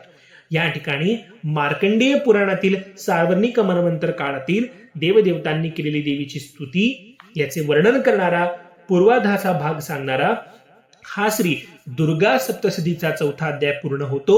फलश्रुती, ह्या अध्यायाचे पठण केले असता धनप्राप्ती घडेल, सुविद्य पत्नीचा जीवनात लाभ होईल. सर्व मंगल मांगल्ये शिवे सर्वार्थ साधिके शरण्ये त्र्यंबके गौरी नारायणी नमोस्तुते. अध्याय 5 देवीची स्तुती आणि देवी आणि असुर दूत संवाद. मेधा ऋषी सांगतात की श्री सप्तशतीच्या 5व्या अध्यायात कोणता कथाभाग येतो ते मी आता तुम्हाला निवेदन करतो. तुम्ही तो भाग शांत चित्ताने ऐका. हा अध्याय देवीच्या उत्तर चरित्राचे निवेदन करणारा असून त्याचे ऋषी हे रुद्र, तर देवता ही महासरस्वती आहे. याचा छंद हा अनुष्ठुप छंद आहे. त्याची शक्ती भीमा, तर भ्रामरी शक्ती ही बीज आहे. श्री महासरस्वतीच्या कृपा लाभण्यासाठी या पाठाचे पठन करावे असे सांगून ऋषी त्या श्री महासरस्वतीचे गुणवर्णन करताना असे म्हणतात की या देवीचे नयन मनोहर ध्यान असे आहे की तिने हाती घंटा, शूळ, हल, शंख, मुसळ आणि सुदर्शन चक्र धारण केलेले आहे. तिच्या हाती धनुष्यबाणही आहेत. ती शरद पौर्णिमेच्या सुंदर चंद्रासारखी प्रसन्न वदना आहे. ही देवी श्री गौरी देवीच्या शरीरातून प्रकट झालेली असून ती अवघ्या त्रैलोक्याच्या रक्षणार्थ अवतरलेली आहे. या देवतेने शुंभ आणि निशुंभ या 2 दैत्यांचा वध केला आहे. अशा या श्री महासरस्वती देवतेस मी विनम्र भावे वंदन करतो. ऋषींचे बोलणे ऐकून समाधी नावाच्या वैश्याने प्रश्न केला की हे ऋषीवर, आता हे शुंभ निशुंभ कोण? ते केव्हा निर्माण झाले? देवीने त्यांच्याशी संग्राम करून त्यांना मारण्याचे कारण काय? तेव्हा मेधा ऋषी म्हणाले, हे आर्त जीवांनो, तुम्ही त्या देवतेबद्दल बरेच काही जाणून घेण्यासाठी आतुर आहात हे मी ओळखतो. त्यामुळेच त्या महिषासुराचा वध झाल्यानंतर पुन्हा त्या देवतेस या रूपात प्रकट होण्यास कारण काय, तो सर्व भाग मी तुम्हाला आता क्रमशः सांगतो, ऐका. तर फार वर्षांपूर्वी महिषासुराच्या वधानंतर पुन्हा या धरणीवर शुंभ आणि निशुंभ या 2 दैत्य बंधूंनी मोठा हाहाकार माजविला. त्यांनी सारी पृथ्वी त्रस्त केली. ऋषी मुनी, जपी तपी यांची उपासना मोडली. यज्ञ, याग, होम हवने बंद केले. ईश्वर भक्त, साधू सज्जन यांचा अतोनात छळ केला. धरा, अधर्म, अनिती आणि अत्याचारांनी गांजून टाकले. त्यानंतर त्यांनी स्वर्ग लोकावर आक्रमण करून देवदेवतांना पदभ्रष्ट केले. त्यांची अधिकार पदे काढून घेतली. त्यांना यज्ञातून मिळणारा हविर्भाग व शक्ती काढून घेतली. इतकेच नव्हे तर सूर्य, चंद्र, यम आणि वरुण यांना बंदी करून त्यांना आपल्या बंदिशाळेत टाकून हे दोघेच त्याचा कारभार पाहू लागले. या दैत्यबंधूंनी वायुदेव, अग्निदेव यांची पण पदे घेऊन त्यांना निष्क्रिय केले. अशा प्रकारे जेव्हा पुन्हा एकदा तिन्ही लोक हे त्यांच्या अत्याचारांनी त्रासले, देवदेवता पदच्युत, अधिकारहीन आणि बंदी झाल्यात, तेव्हा अवघ्या त्रिलोक्यातले त्रस्त लोक, देव, मुनी, ऋषी, देवता हे एकत्र आले. या दैत्यबंधूंच्या बंदोबस्तासाठी, त्यांच्या नाशासाठी कोणाची मदत घ्यायची असा विचार करू लागले. या अशा विमंसक परिस्थितीत असताना त्यांना अचानक मागे महिषासुराचा वध केला असता देवीने दिलेल्या अभिवचनाची आठवण झाली. त्यावेळी देवीने सर्वांना वचन दिले होते की तुम्ही ज्या ज्या संकटात माझे स्मरण कराल तेव्हा मी तुमच्यासाठी मदतीला धावून येईल. मी तुमच्या सर्वतोपरीने सांभाळ करेन. त्या श्री आदिमातेचे ते अभिवचन आठवले मात्र आणि सर्वांनीच धीर धरला. तेव्हा सर्वांनी पर्वतराज हिमालयावर जाऊन तिचे त्या देवतेची आराधना करण्यास प्रारंभ केला. त्या आदिशक्ती देवतेची तिच्या अभिवचनाची आठवण करून देत तिच्या कृपा प्रसादासाठी पुन्हा देवदेवता त्या देवीचे स्मरण करून तिचे स्तुती स्तवन गाऊ लागल्या. ते म्हणाले, हे देवी, आम्हास तुझ्या रुद्र रूपास, स्वाभाविक रूपास, गौरी आणि जननी रूपास विनम्र भावे वंदन करतो. ही देवी, तू आमचे कल्याण करणारी आहेस. तूच रिद्धी सिद्धी कुर्मी आहेस. तूच नैऋत्य रूप लक्ष्मी, श्रावणी, सकल भूलोकीची लक्ष्मी स्वरूप आहेस. तूच दुर्गा आहेस. तूच संकटाचे निवारण करणारी आहेस. तू सर्व कार्यात यश देणारी आहेस, सर्व कार्यकारिणीने सर्वांना परिचित अशी आहेस. तूच कृष्णा, तूच धर्मा, तूच दिव्य रूप आहेस. कोमलातही कोमल आणि रौद्रातलीही रौद्र रूप, ही दोन्ही रूपे तुझीच आहेत. हे देवी तुला आमचे नमन असो. हे देवी आम्ही तुला वारंवार नमन करतो. ही देवी सर्व भूतमात्रांच्या ठाई विष्णू मायेच्या रूपाने अधिष्ठित असलेल्या देवी तुझ्या दिव्य रूपास आम्ही नमस्कार करतो. ह्या विश्वातील जे जे म्हणून चैतन्य रूप आहे ते तूच आहेस. तुझ्या त्या चैतन्य रूपास आम्ही विनम्र भावाने त्रिवार वंदन करतो. मेधा ऋषी त्या दोघास असे सांगतात की आता देवदेवतांनी त्या देवतेस कोणकोणत्या स्वरूपात तिचे अस्तित्व असते ते ओळखून तिला कसे नमन केले ते ऐका. ते म्हणाले की हे देवी सर्वांच्या बुद्धीचे ठाई निवास करणारी देवी तुला आम्ही वारंवार वंदन करतो. तूच सर्वांना बुद्धी देतेस, तूच विचारशक्ती देतेस. हे बुद्धी रूपात तुला त्रिवार वंदन असो. सर्वांच्या ठाई निद्रा शुद्धा म्हणजेच भूक हे तुझेच रूप आहे. त्या रूपातली तुला पाहून आम्ही तुला वारंवार नमन करतो. दुपारच्या तळपत्या उन्हात जीवास विश्रांतीसाठी हवी असणारी शांत प्रसन्न छाया म्हणजे सावली ही तूच आहेस. सर्व प्राणीमात्रांच्या ठाई शक्ती सामर्थ्य बल हे तुझेच रूप आहे.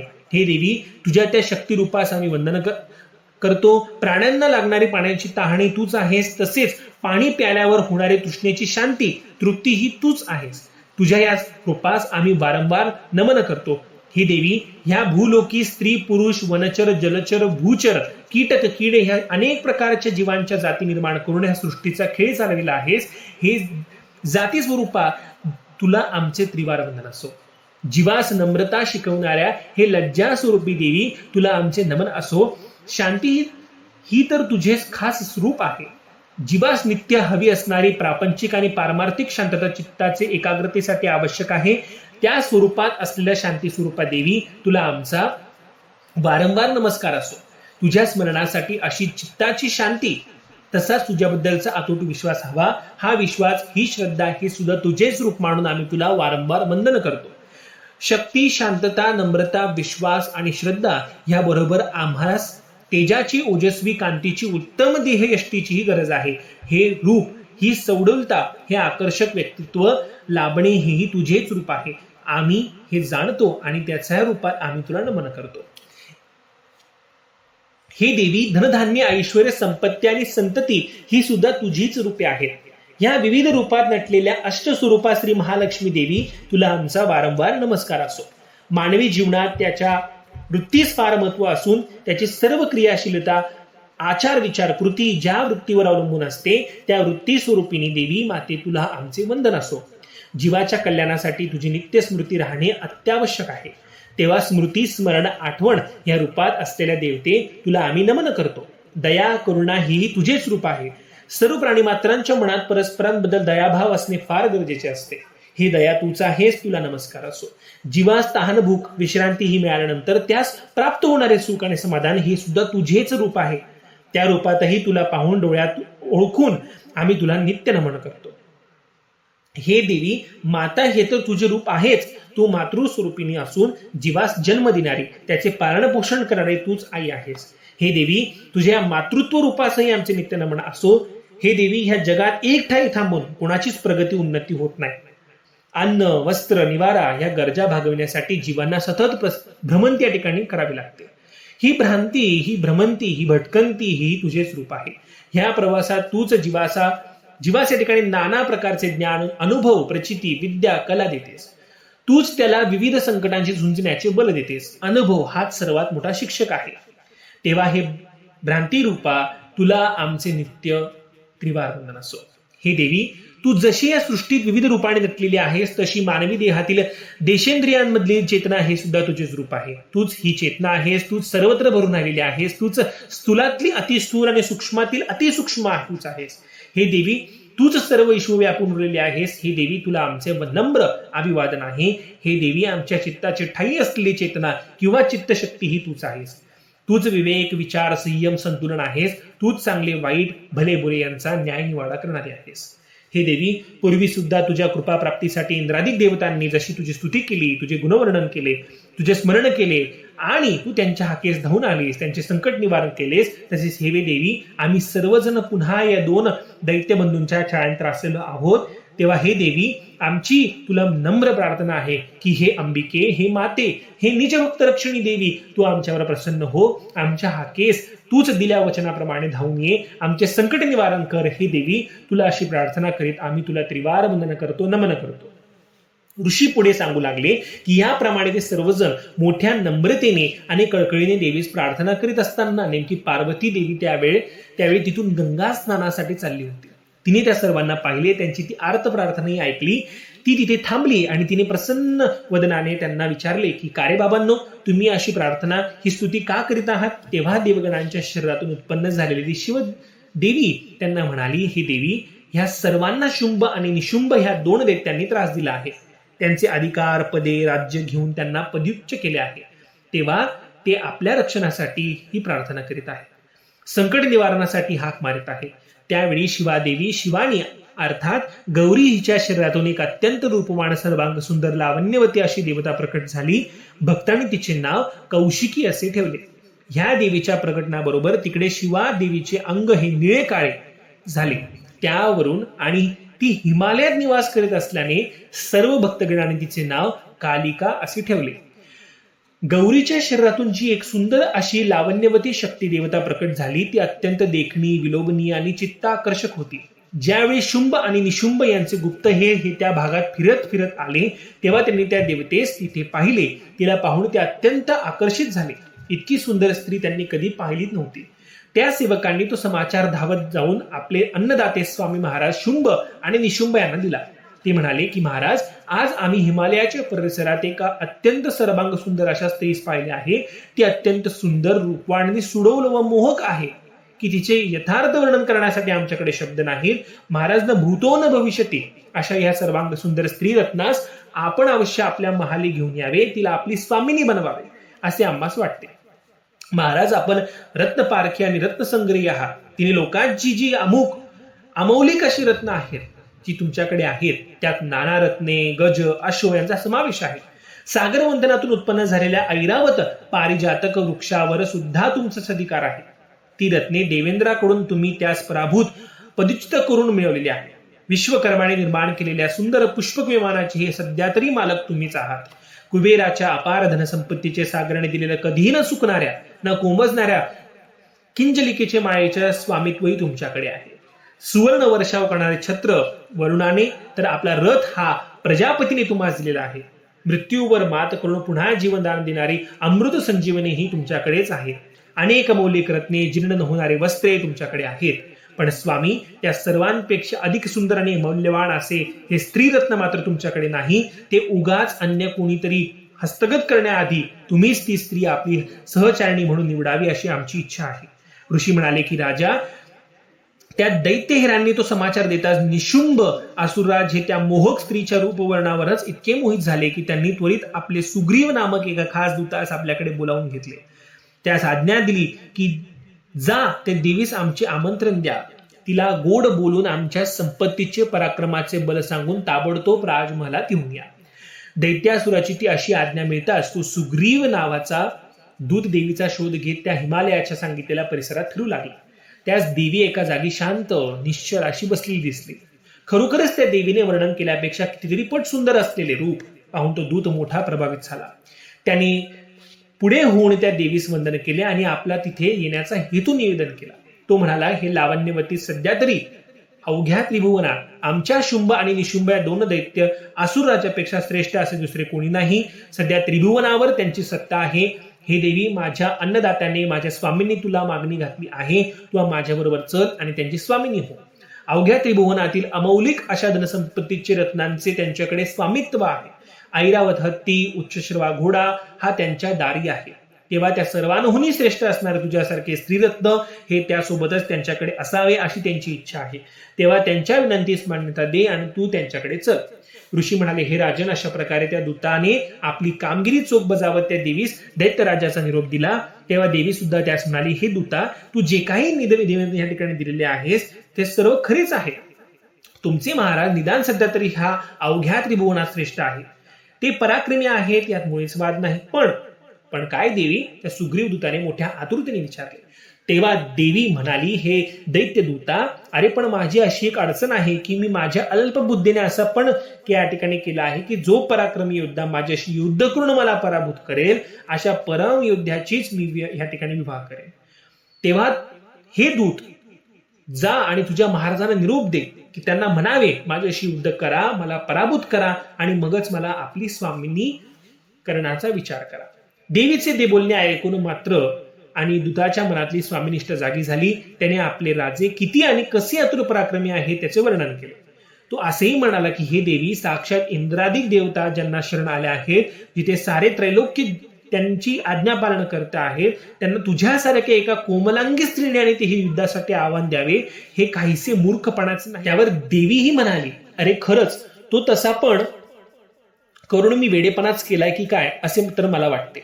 पण काय करू, मी माझा पण मोडू शकत नाही. तुमच्या स्वामींचा पराक्रम जितका खरा तसाच माझा पणही मी तो पूर्ण केल्याशिवाय काही राहणार नाही.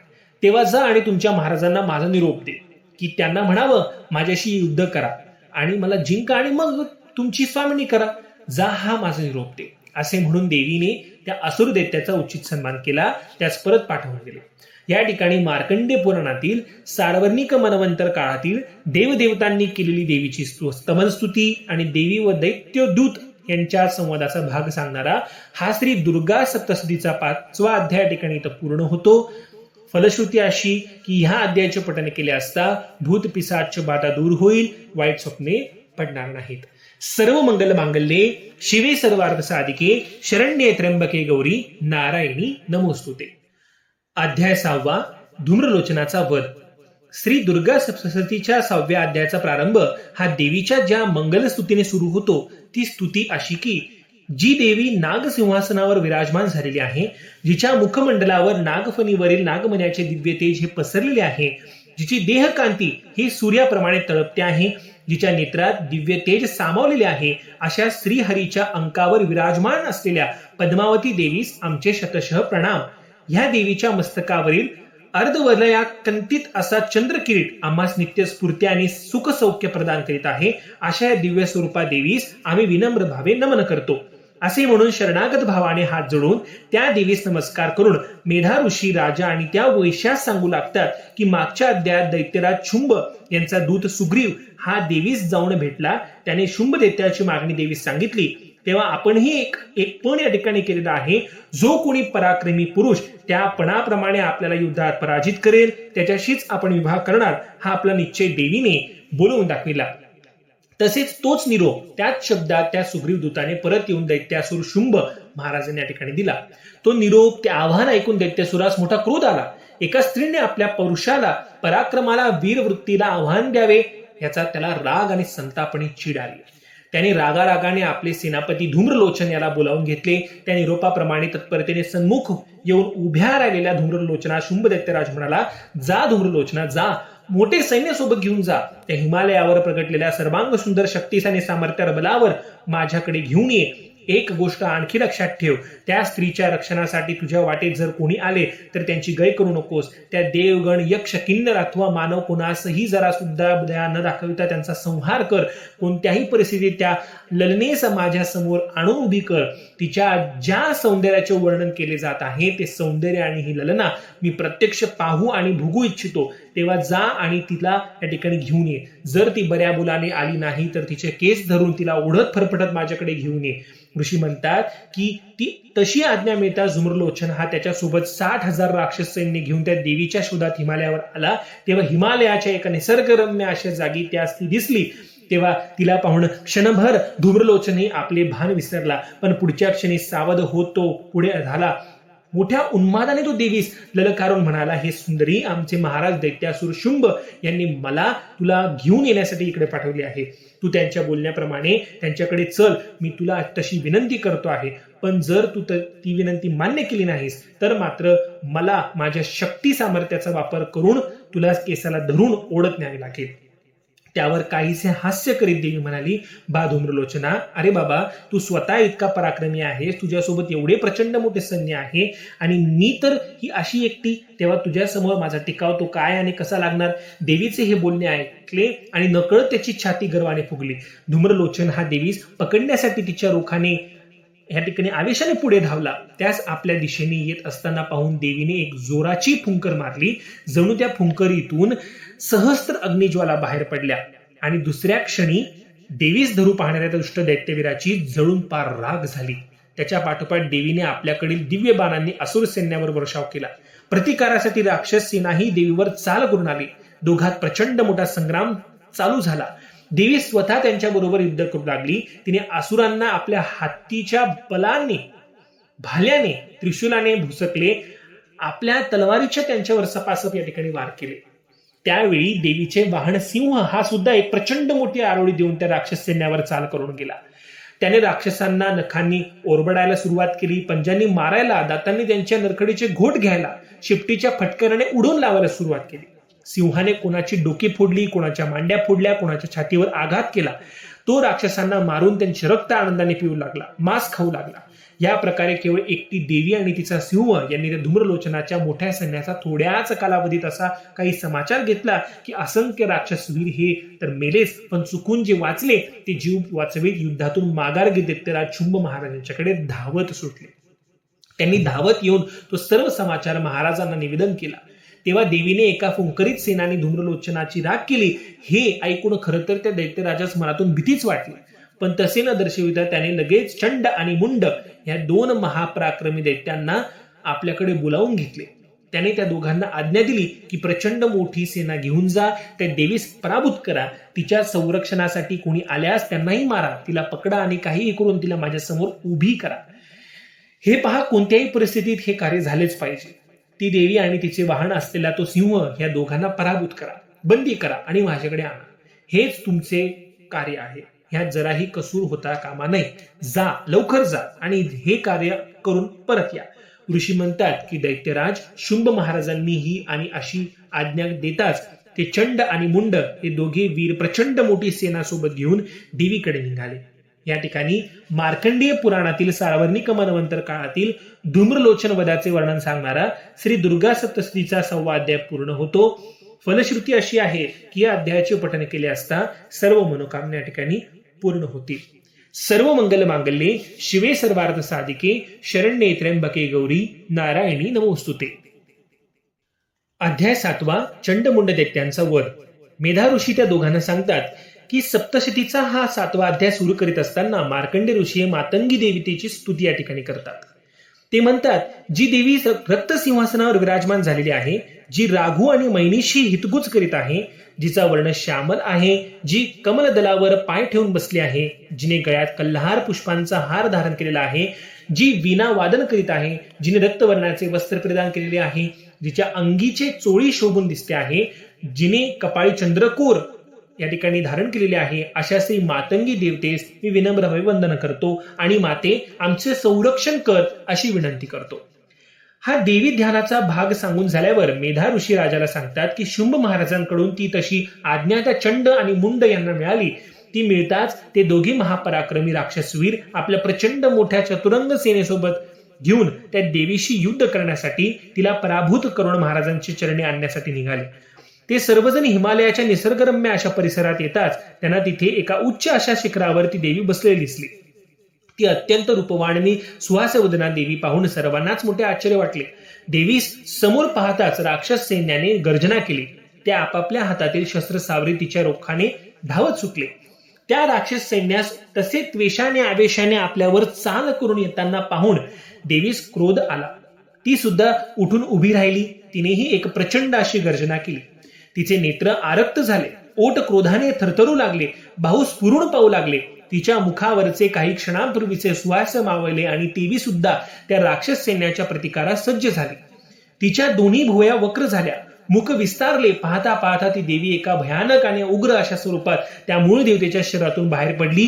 हाती खडग धारण केलेली, चित्त्याच्या कातड्याची साडी नेसलेली, गळ्यात नरमुंडमाला धारण केलेली, शरीरावरचे मांस वाळलेली, अस्थि चर्म लोंबत असलेली भयानक अशी जीव लवथवणारी कालिका ही तिच्या रूपाने प्रगट झाली.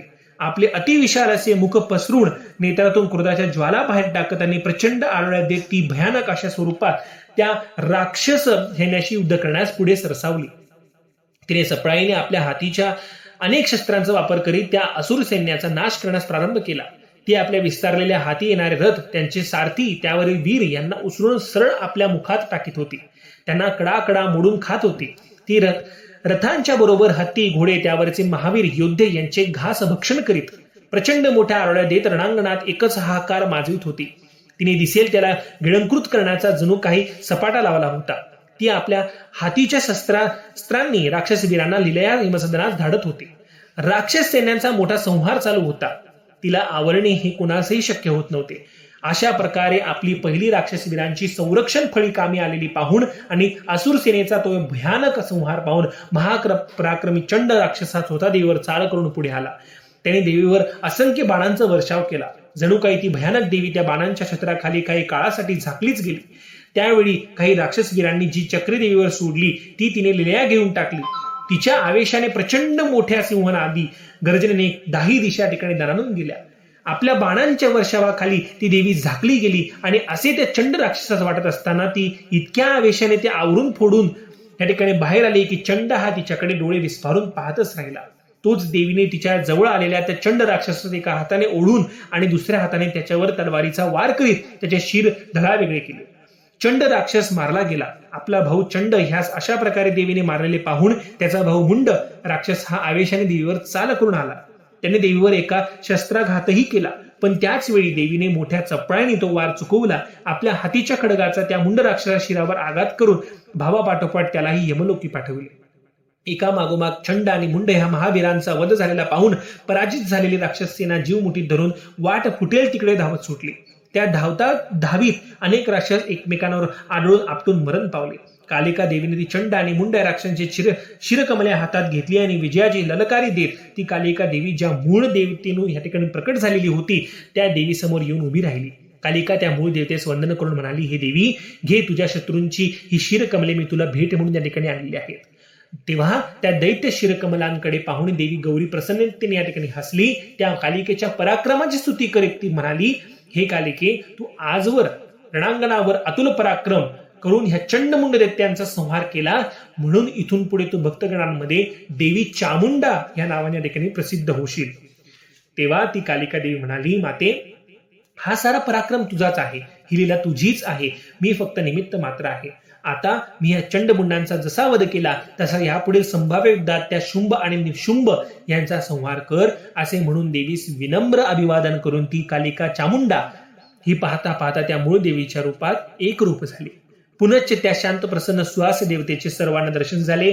हा सारा चंडमुंड वधाचा इतिहास मेधा ऋषींकडून ऐकताच सुरत राजा आणि तो समाधी नावाचा वैश्य हे दोघेही त्या आदिशक्तीच्या चरणांवर नतमस्तक झाले.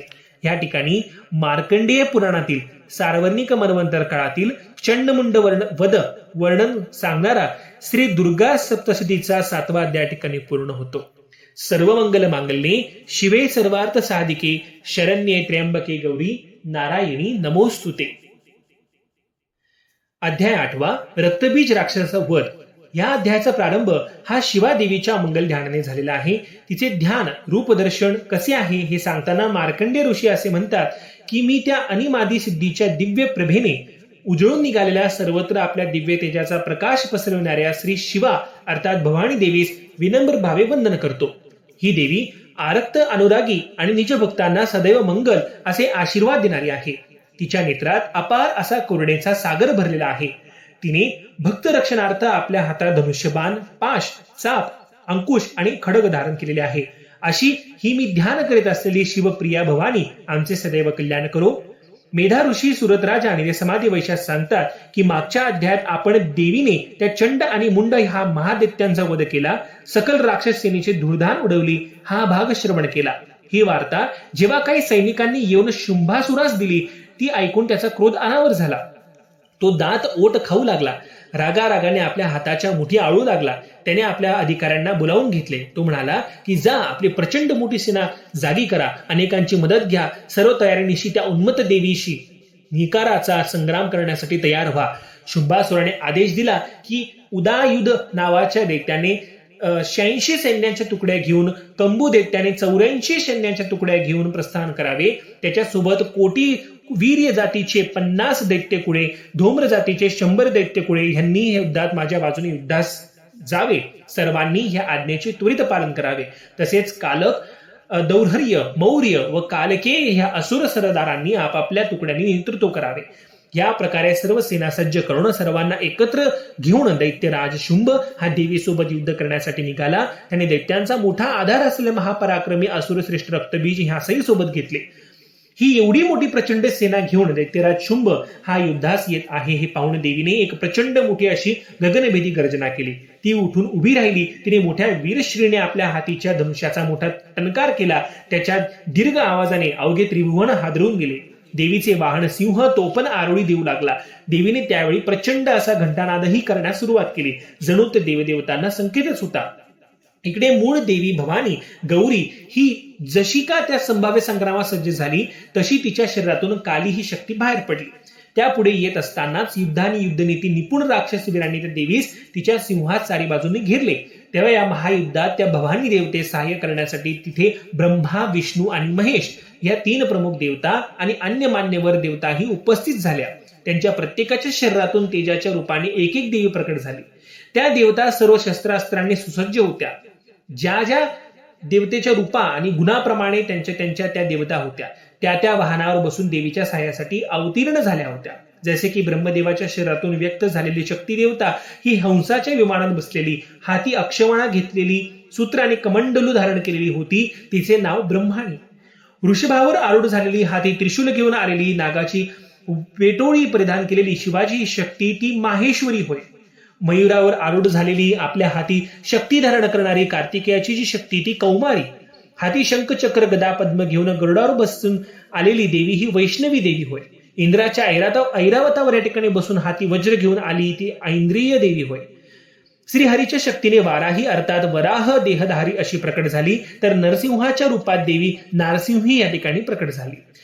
या आणि अशा प्रकारच्या देवता ह्या देवांच्या शरीरातून प्रकट झाल्या आणि त्या मूळ भवानी गौरी देवीच्या बाजूने युद्ध करण्यास उभ्या राहिल्या. तेव्हा भगवान शिव हे देवीच्या सन्मुख आले आणि तिला म्हणाले, ही देवी, आता खरोखरच तू या संग्रामात या दोन्ही दुष्टदैत्यांचा संहार कर आणि सर्वांना भयमुक्त कर. तेव्हा काही झाले तरी ती मातृहृदय जगन्माता कसला विचार करून म्हणाली, देवा, महादेवा, मला तुमची आज्ञा मान्य आहे. पण तरीही मला एकदा असे वाटते की या संभाव्य संग्रामात मोठा संहार होण्याआधी आपण त्या दैत्यांना एकवार सांगून समजावून पाहूया.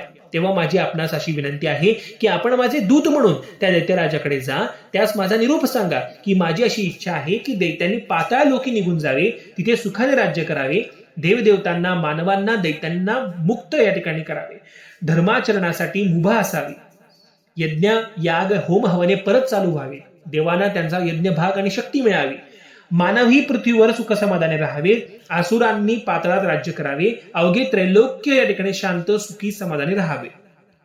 आणि जर हे त्यांना मान्य नसेल, त्यांना त्यांच्या शक्ती सामर्थ्याची एवढीच घमंड असेल, तर त्यांनी ह्या युद्धास नव्हे तर त्यांच्या मृत्यूस आपणहून तयार व्हावे. जर त्यांना युद्धच करायचे असेल तर खुशाल करा म्हणावे. पण त्या युद्धात माझाच विजय होणार, माझ्या ह्या सर्व उपांग देवताच त्यांचा संहार करून तर काली त्यांचे रक्त पिऊन मांस खाऊन अखेर तृप्त होईल. देवीची ती इच्छा ऐकली मात्र आणि महाविष्णूंना मोठे समाधान वाटले. शत्रूलाही शेवटी सुधारण्याची संधी देणारे तिचे दयाद्र मातृहृदय पाहून नारायणाच्या हृदयात त्या देवीबद्दल मोठे प्रेम जागले. ते म्हणाले, देवी, तू खरोखरच विश्वजननी शोभतेस बरं. या प्रकारे एक शेवटचा पण सर्वांच्या हिताचा असा मध्यस्थीचा प्रस्ताव घेऊन भगवान शिव हे त्या दैत्यासुराकडे गेले. देवीने शिवास दूत बनवून तो विनाशकारी संग्राम टाळण्यासाठी पाठविले. ह्या तिच्या उदार कार्यावरूनच तिचे शिवदूती असे आणखी एक सार्थ नाव पडले. भगवतीचे दूत म्हणून स्वतः शिव भगवान हे त्या दैत्यासुराकडे गेले. त्यांनी देवीचा निरोप त्यास दिला. आपल्या परीनेही समजावण्याचा प्रयत्न केला, पण अखेर त्याचा काही उपयोग झाला नाही. कसा होणार? विनाशकाले विपरीत बुद्धी म्हणतात ते काही खोटे नाही. त्या दैत्यसुराने देवी आपल्यास कमी लेखते आहे, ती आपल्या पराक्रमात सामर्थ्यास मुद्दामच ललकारते आहे असे समजून तो सामंजस्याचा प्रस्ताव धुडकावून लावला. त्याने मोठ्या उन्मादाने आपल्या सेनाप्रमुखांना आज्ञा दिली आणि ते सारेजण त्या कात्यायनी देवीच्या दिशेने मोठ्या त्रिशाण्याने आरोळा देत शस्त्रे उगारून धावत सुटले. इकडे देवीसही या गोष्टीची कल्पना होतीच, म्हणूनच तिची सेनाही प्रतिकारासज्ज होती. असुर सेनेने देवीवर असंख्य बाण, नाना शक्ती यांचा वापर केला, पण त्याचा तिच्यावर काहीच परिणाम झाला नाही. देवीने स्वसामर्थ्याने असुर सैन्याने तिच्यावर सोडलेले बाण, शक्ती, परशु हे सर्व तोडून टाकले. त्यामुळे असुर सैन्यात भीती निर्माण झाली. तोच कालीने पुढे येऊन प्रचंड गर्जना केली. तिने आपल्या हातातील त्रिशूल खडग याने समोर दिसेल त्यास मारायचा सपाटा लावला. इकडे काली असा समाचार घेत असताना तिकडे ब्रह्माणी ही देवी आपल्या कमंडुलातील अभिमंत्रित पाणी असुर महादैत्यांवर शिंपडून त्यांना बलहीन शक्तीहीन करीत होती. माहेश्वरीने त्रिशूलाने, वैष्णवीने सुदर्शन चक्राने, कौमारीने आपल्या शक्तीने असंख्य असुर सैन्यास यमलोकी पाठवले. मोठमोठे वीर धारातीर्थी पडले. ऐंद्री शक्ती देवतेने आपल्या वज्रप्रहाराने अनेकांची मस्तके फोडली, मांड्या फोडल्या. वाराहीने आपल्या मुसुंडीने, आपल्या दातांनी अनेकांना घाया केले.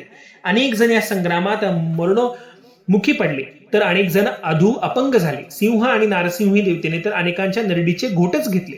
तेव्हा आपल्या सैन्याचा असा प्रचंड विध्वंस होताना पाहिल्यावर शुंभाने महाबलाढ्य अशा रक्तबीजास पुढे पाठविले.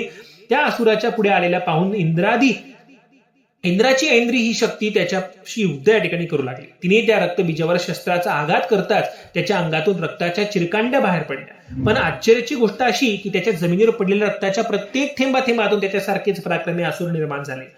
ते देवतांशी संग्राम करू लागले. त्यांची संख्या फार मोठी या ठिकाणी ठरू लागली. तेव्हा देवीने कालीस आपल्या जवळ बोलावले. तिने तिला आज्ञा दिली की जा पुढे हो आणि त्या रक्तबीजाच्या शरीरातून बाहेर पडणारे रक्त तू प्राशन कर, म्हणजेच नवदैत्य निर्माण होणार नाहीत. त्यानुसार काली मोठ्या आवेशाने पुढे झाली. त्यावेळी देवीने त्या रक्तबीजावर आपल्या त्रिशूलाचा वार केला. तेव्हा त्याच्या शरीरातून रक्त बाहेर पडू लागले. ते रक्त काली प्राशन करू लागली. आता नवे राक्षस निर्माण होणे बंद झाले आणि तिकडे रक्तबीज मात्र शरीरातून रक्त बाहेर निघेल आणि हळूहळू शक्तीहीन बलहीन होऊ लागला. याच संधीचा पुरेपूर फायदा घेत त्या बलहीन झालेल्या रक्तबीजास देवीने आपल्या प्रचंड गदा प्रहाराने सदनास पाठविले. रक्तबीज धाराधृत पडला आणि असुर सैन्यात एकच हाहाकार माजला. ऋषी सुरत राजा सांगतात की हे राजा, अशा प्रकारे देवी आणि त्याच्या सहाय्यक देवतांनी रक्तबीज आणि असंख्य असुर सैन्य यांचा दारुण शेवट केला. हे पाहून सर्व देवतांना आणि त्यांच्या शक्तींनाही मोठा आनंद झाला. त्यांनी देवीचा जय जयकार करीत आनंदोत्सव साजरा करण्यास प्रारंभ केला. देवीच्या मातृका ह्या मोठ्या हर्षाने नाचू लागल्या. या ठिकाणी मार्कंडेय पुराणातील सार्वनिक मनवंतर काळातील रक्तबीज राक्षसा वध हा कथाभाग वर्णन सांगणारा श्री दुर्गा सप्तशतीचा 8वा अध्याय पूर्ण होतो. फलश्रुती अशी आहे की या अध्यायाचे पठण केले असता युद्धात किंवा संकट काळात राजाच्या सैनिकांचे या ठिकाणी रक्षण होईल. सर्व मंगल मांगल्ये शिवे सर्वार्थ साधिके शरण्ये त्र्यंबके गौरी नारायणी नमोस्तुते. अध्याय 9 निशुंभाचा वध. आपल्या श्री सप्तशती ग्रंथाच्या पुढील अध्यायाचे निवेदन करण्याआधी मार्कंडे ऋषी हे अर्धनारी नटेश्वर स्वरूपात असलेल्या त्या शिवप्रियेचे ध्यान करतात. ते सांगतात की मी वरदात्री असलेल्या, कंठी अक्षमाला धारण केलेल्या, हातात पाश आणि अंकुश धारण केलेल्या, निज भक्तांना सदैव सहाय्य करण्यास तत्पर असलेल्या, जिने मस्तकावर चंद्रकोरीने विभूषित असलेल्या रत्नजडीत मुकुट धारण केला आहे, अशा त्या अर्धनारी नटेश्वराच्या स्त्री रूपास विनम्र भावाने वंदन करतो. पुढे कथाभाग निवेदन करताना ते श्रोत्यांना असे सांगतात की मागील सर्व कथाभाग ऐकून तृप्त झालेला राजा सुरत हा मेधा ऋषींना म्हणाला, मुनिवर, आपण देवीच्या अवतार, चरित्र, पराक्रम आणि अद्भुत लीला यांचे वर्णन करून तिने युद्धात चंडमुंडाचा केलेला वध, असुर सैन्याचा केलेला नाश, रक्तबीज दैत्याचा शेवट हा सर्व कथाभाग आम्हास सांगितला. तसेच तो ऐकून आम्हालाही मोठा संतोष झालेला आहे. आता रक्तबीजाचा वध केल्यानंतर शुंभ आणि निशुंभ यांनी काय केले हे ऐकण्याची आमची इच्छा आहे.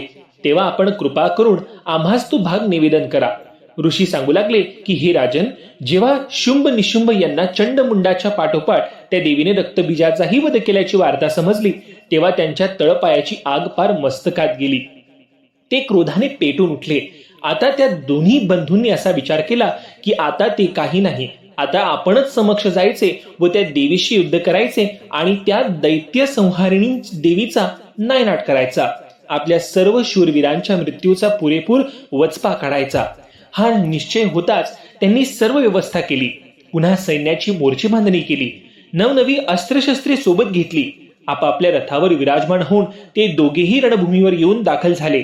आकाशात अचानक असंख्य काळे ढग दाटून यावे तसे एका मागोमाग एक सैन्याचे लोट पुढे येऊ लागले. त्यांना तसे सुसज्ज होऊन युद्धास येत असलेले पाहून देवीने एक प्रचंड मोठी गर्जना केली.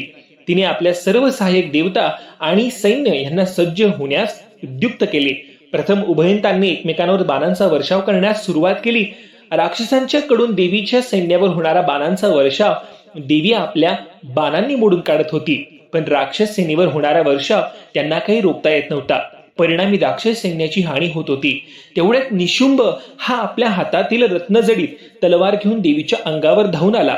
त्यांनी देवीच्या सिंहाच्या मस्तकावर एक वार केला. ते पाहून देवी क्रोधावली. तिने आपल्या हातातील क्षुर बाणांच्या आघाताने निशुंभाची ती रत्नजडीत तलवार तोडून टाकली. त्यापाठोपाठ देवीने त्यांची संरक्षण डालही मोडली. तेव्हा निशुंभाने देवीवर एक दिव्य शक्ती सोडली, परंतु देवी सावध असल्याने ती शक्ती तिच्यापर्यंत पोचायच्या आतच देवीने आपल्या सुदर्शन चक्राने त्या शक्तीचा भेद केला. आता निशुंभ हा हातात त्रिशूल घेऊन देवीच्या अंगावर धावून आला. देवीने एका सनसनाटी मुष्टीप्रहाराने त्या शूलाचा चुरा करून टाकला. तेव्हा त्याने गदा सावरली आणि तो देवीच्या अंगावर गदा प्रहार करू लागला. देवीने मोठ्या चपळाईने ते प्रहार चुकविले. एका बेसावध क्षणी देवीने त्या निशुंभ दैत्यासुरावर आपला एक दैवी बाण सोडला. त्या बाणाने तो जबर घायल झाला आणि जमिनीवर कोसळून हातपाय झाडू लागला. आपला भाऊ निशुंभ हा असा जखमी होऊन भूमीवर कोसळताना पाहून शुंभास क्रोध आला.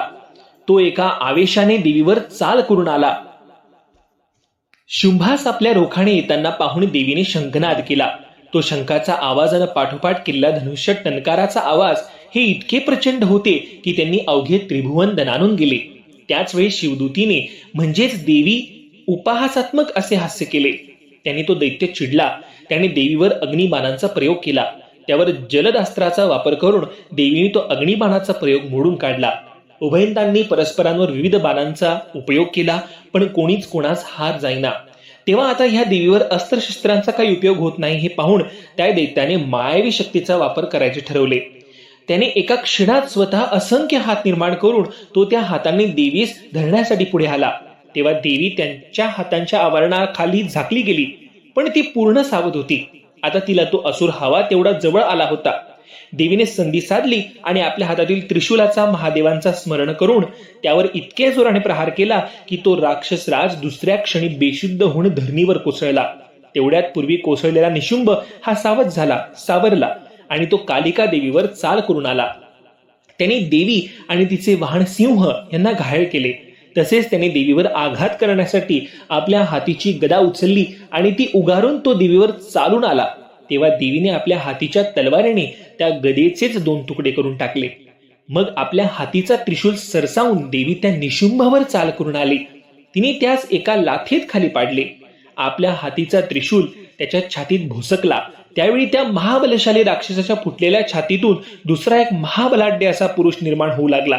ते पाहून देवीने आपल्या हातीच्या खडगाने त्याचा शिरच्छेद केला. तेव्हा सिंह आवेशाने त्याच्या शरीराचे लचके तोडून खाऊ लागला. देवीच्या कालीनेही रणभूमीवरील असंख्य दैत्यांना मृत आणि जिवंत गिळंकृत करण्याचा सपाटा लावला. तिकडे देवीच्या अन्य सहाय्यक देवता राक्षसवीरांची झुंज देत त्यांना यमसदनास पाठवित होत्याच. ब्रह्माणी देवी अभिमंत्रित जलाने राक्षसांना बलहीन शक्तीहीन करीत होतीच. माहेश्वरीच्या त्रिशूलाने तर वैष्णवी शक्तीच्या सुदर्शनाने असंख्य दैत्यांना मृत्यूचे घाट उतरविले होते. इकडे देवीने निशुंभ महादैत्याचा वध करताच देवीच्या सैन्याने आणि तिच्या मातृकांनी देवीच्या नावाचा जय जयकार चालू केला. राक्षसी सेना महाराज निशुंभ याच्या मृत्यूने भयभीत झाली होती. शुंभ दैत्यासुरास तर आता नेमके काय करायचे हेच कळेना. त्याची सेना तर भीतीने पार इकडे तिकडे विस्कटून गेली होती. काही जण तर जीव वाचवण्याच्या विचाराने रणांगणातून शस्त्रे टाकून पळून गेली होते. ऋषी सांगतात की ह्या ठिकाणी मार्कंडेय पुराणातील सार्वजनिक मनवंतर काळातील निशुंभ राक्षस वध हा कथाभाग वर्णन सांगणारा श्री दुर्गा सप्तशतीचा 9वा अध्याय पूर्ण होतो. फलश्रुती या अध्यायाचे पठन केले असता नाना प्रकारचे लाभ होतील. संपत्ती प्राप्त होईल. सर्व मंगल मांगल्ये शिवे सर्वार्थ साधिके शरण्ये त्र्यंबके गौरी नारायणी नमोस्तुते. अध्याय 10 महादैत्यासुर शुंभाचा वध. मेधा ऋषी सांगतात की या अध्यायाच्या प्रारंभी मार्कंडे ऋषी हे कामेश्वरी देवीचे ध्यान करतात. तिला विनम्र भावे अभिवादन करतात आणि नवा अध्याय चालू करतात. ते म्हणतात की जिचा रंग हा तळपत्या सुवर्णासारखा आहे, जिचे डोळे हे चंद्र सूर्याप्रमाणे तेजस्वी आहेत, जिने हातात धनुष्यबाण, अंकुश, पाश, शूल धारण केलेले आहेत, जिच्या मस्तकावर चंद्रकोर शोभते आहे, जिचे दर्शन हे मनास सुखविणारे आहे, जी सुंदर तर आहेच पण तशी जी सुदर्शनाही आहे, जी निज भक्तांचे रक्षण करण्यास सदैव तत्पर आहे, जी संकटनाशिनी आहे, जी कामना पूर्ती करणारी आहे, अशा शिवशक्ती स्वरूपा श्री कामेश्वरी देवीस मी शतशः नमन करतो. ऋषी पुढचा भाग निवेदन करताना म्हणतात की निशुंभास देवीने मारलेला पाहताच शुंभासुरास मोठा राग आला. तो देवीस ललकारून म्हणाला, हे चंडिके, तू अशी विजयाने उन्मत्त होऊ नकोस. तू असे मानू नकोस की हा विजय तुझे एकटीचा आहे, कारण हे निदान आतापर्यंतचे युद्ध हे तू एकटीने जिंकलेले नाहीस, तर त्यासाठी तू तुझ्या अन्य सहाय्यक देवतांची मदत घेतली आहेस. तू जर स्वतःला इतकीच शक्तिवान आणि सामर्थ्यवान मानित असशील तर एकटी हो आणि मग माझ्याशी युद्ध करून जिंकून दाखव. त्यावर त्याच्या बोलण्याचा रोख ओळखून देवी म्हणाली, हे शुंभासुरा, हे असुरराज, मी एकटीच आहे आणि मी एकटीच राहणार. या सकल विश्वात सर्वत्र फक्त मी आणि मीच आहे. ह्या सर्व माझ्या विभूती असून त्या माझ्यातूनच निर्माण झालेल्या आहेत आणि त्या पुन्हा माझ्यातच येऊन एकरूप होणार आहेत. तुला जर ते प्रत्यक्ष पाहायचे असेल तर थांब आणि प्रत्यक्ष डोळ्यांनीच पहा. असे म्हणून देवीने आपल्या मातृकांना व सहाय्यक देवतांना आवाहन करताच त्या एका मागोमाग एक अशा येऊन त्या आदिशक्ती देवतेच्या देहात विलीन झाल्या. मागे उरली ती अधिकच उजळलेली एकटी स्त्री दुर्गा देवी. मग देवी त्यास म्हणाली, हे असुराज, आता मी एकटी आहे, तेव्हा तू सुद्धा एकटाच माझ्याशी युद्ध करण्यास पुढे ये. पाहू कोण कुणापुढे आणि किती टिकून राहते ते. ह्या प्रकाराने देवी आणि शुंभ दैत्यसूर यांनी एकमेकांना आव्हाने प्रति आव्हाने दिली. आपापली शस्त्रास्त्रे सावरून ते त्या महायुद्धासाठी परस्परांच्या समोर येऊन उभे राहिले. ऋषी सांगतात की हे राजन, हे विप्रा, त्यावेळी देवी आणि शुंभासुराचा तो महासंग्राम पाहण्यासाठी देवदेवता सुर असुर यांनी आकाशात एकच दाटी केली. दोघांनीही घंटानाद, शंखानाद आणि युद्ध प्रारंभ केले. ते एकमेकांवर कधी बाणांचा वर्षाव करीत तर कधी अस्त्रांचा. त्याबरोबरच त्यांच्या परस्परांना आवाहन आणि प्रति आवाहन देत वाकयुद्धही चालू होतेच. मात्र दोघेही तुल्यात तुल्य असल्याने आणि दोघांनाही प्रहारावर प्रतिप्रहार कसा करायचा किंवा कोणते अस्त्र निष्प्रभ करायचे, दुसरे कोणते अस्त्र वापरायचे हे चांगलेच माहीत असल्याने ते दोघेही एकमेकांवर कुरघोडी करीत होते. शुंभासुराची काही अस्त्रे तर देवीने आपल्या प्रचंड फुंकरीने गवताच्या काड्या वाऱ्यावर उडाव्यात तशी उडवून लावली. बाणांवर प्रतिबाणांचा मारा करून ते निकामी केले. एका बेसावध क्षणी देवीने आपल्या हातातील शस्त्रास्त्रे दैत्यासुराचे धनुष्यच तोडून टाकले. आपले धनुष्य तुटलेले पाहून शुंभ हा शक्तीस येऊन देवीवर धावला.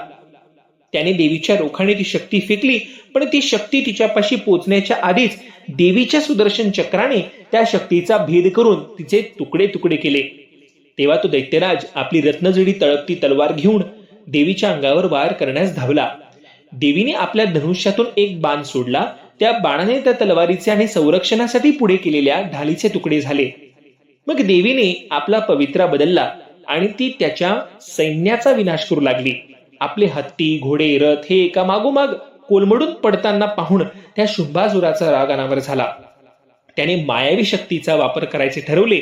त्याने मोठ्या चपळाईने एका बेसावध क्षणी प्रत्यक्ष देवीसच उचलले आणि तो आकाशात उडाला.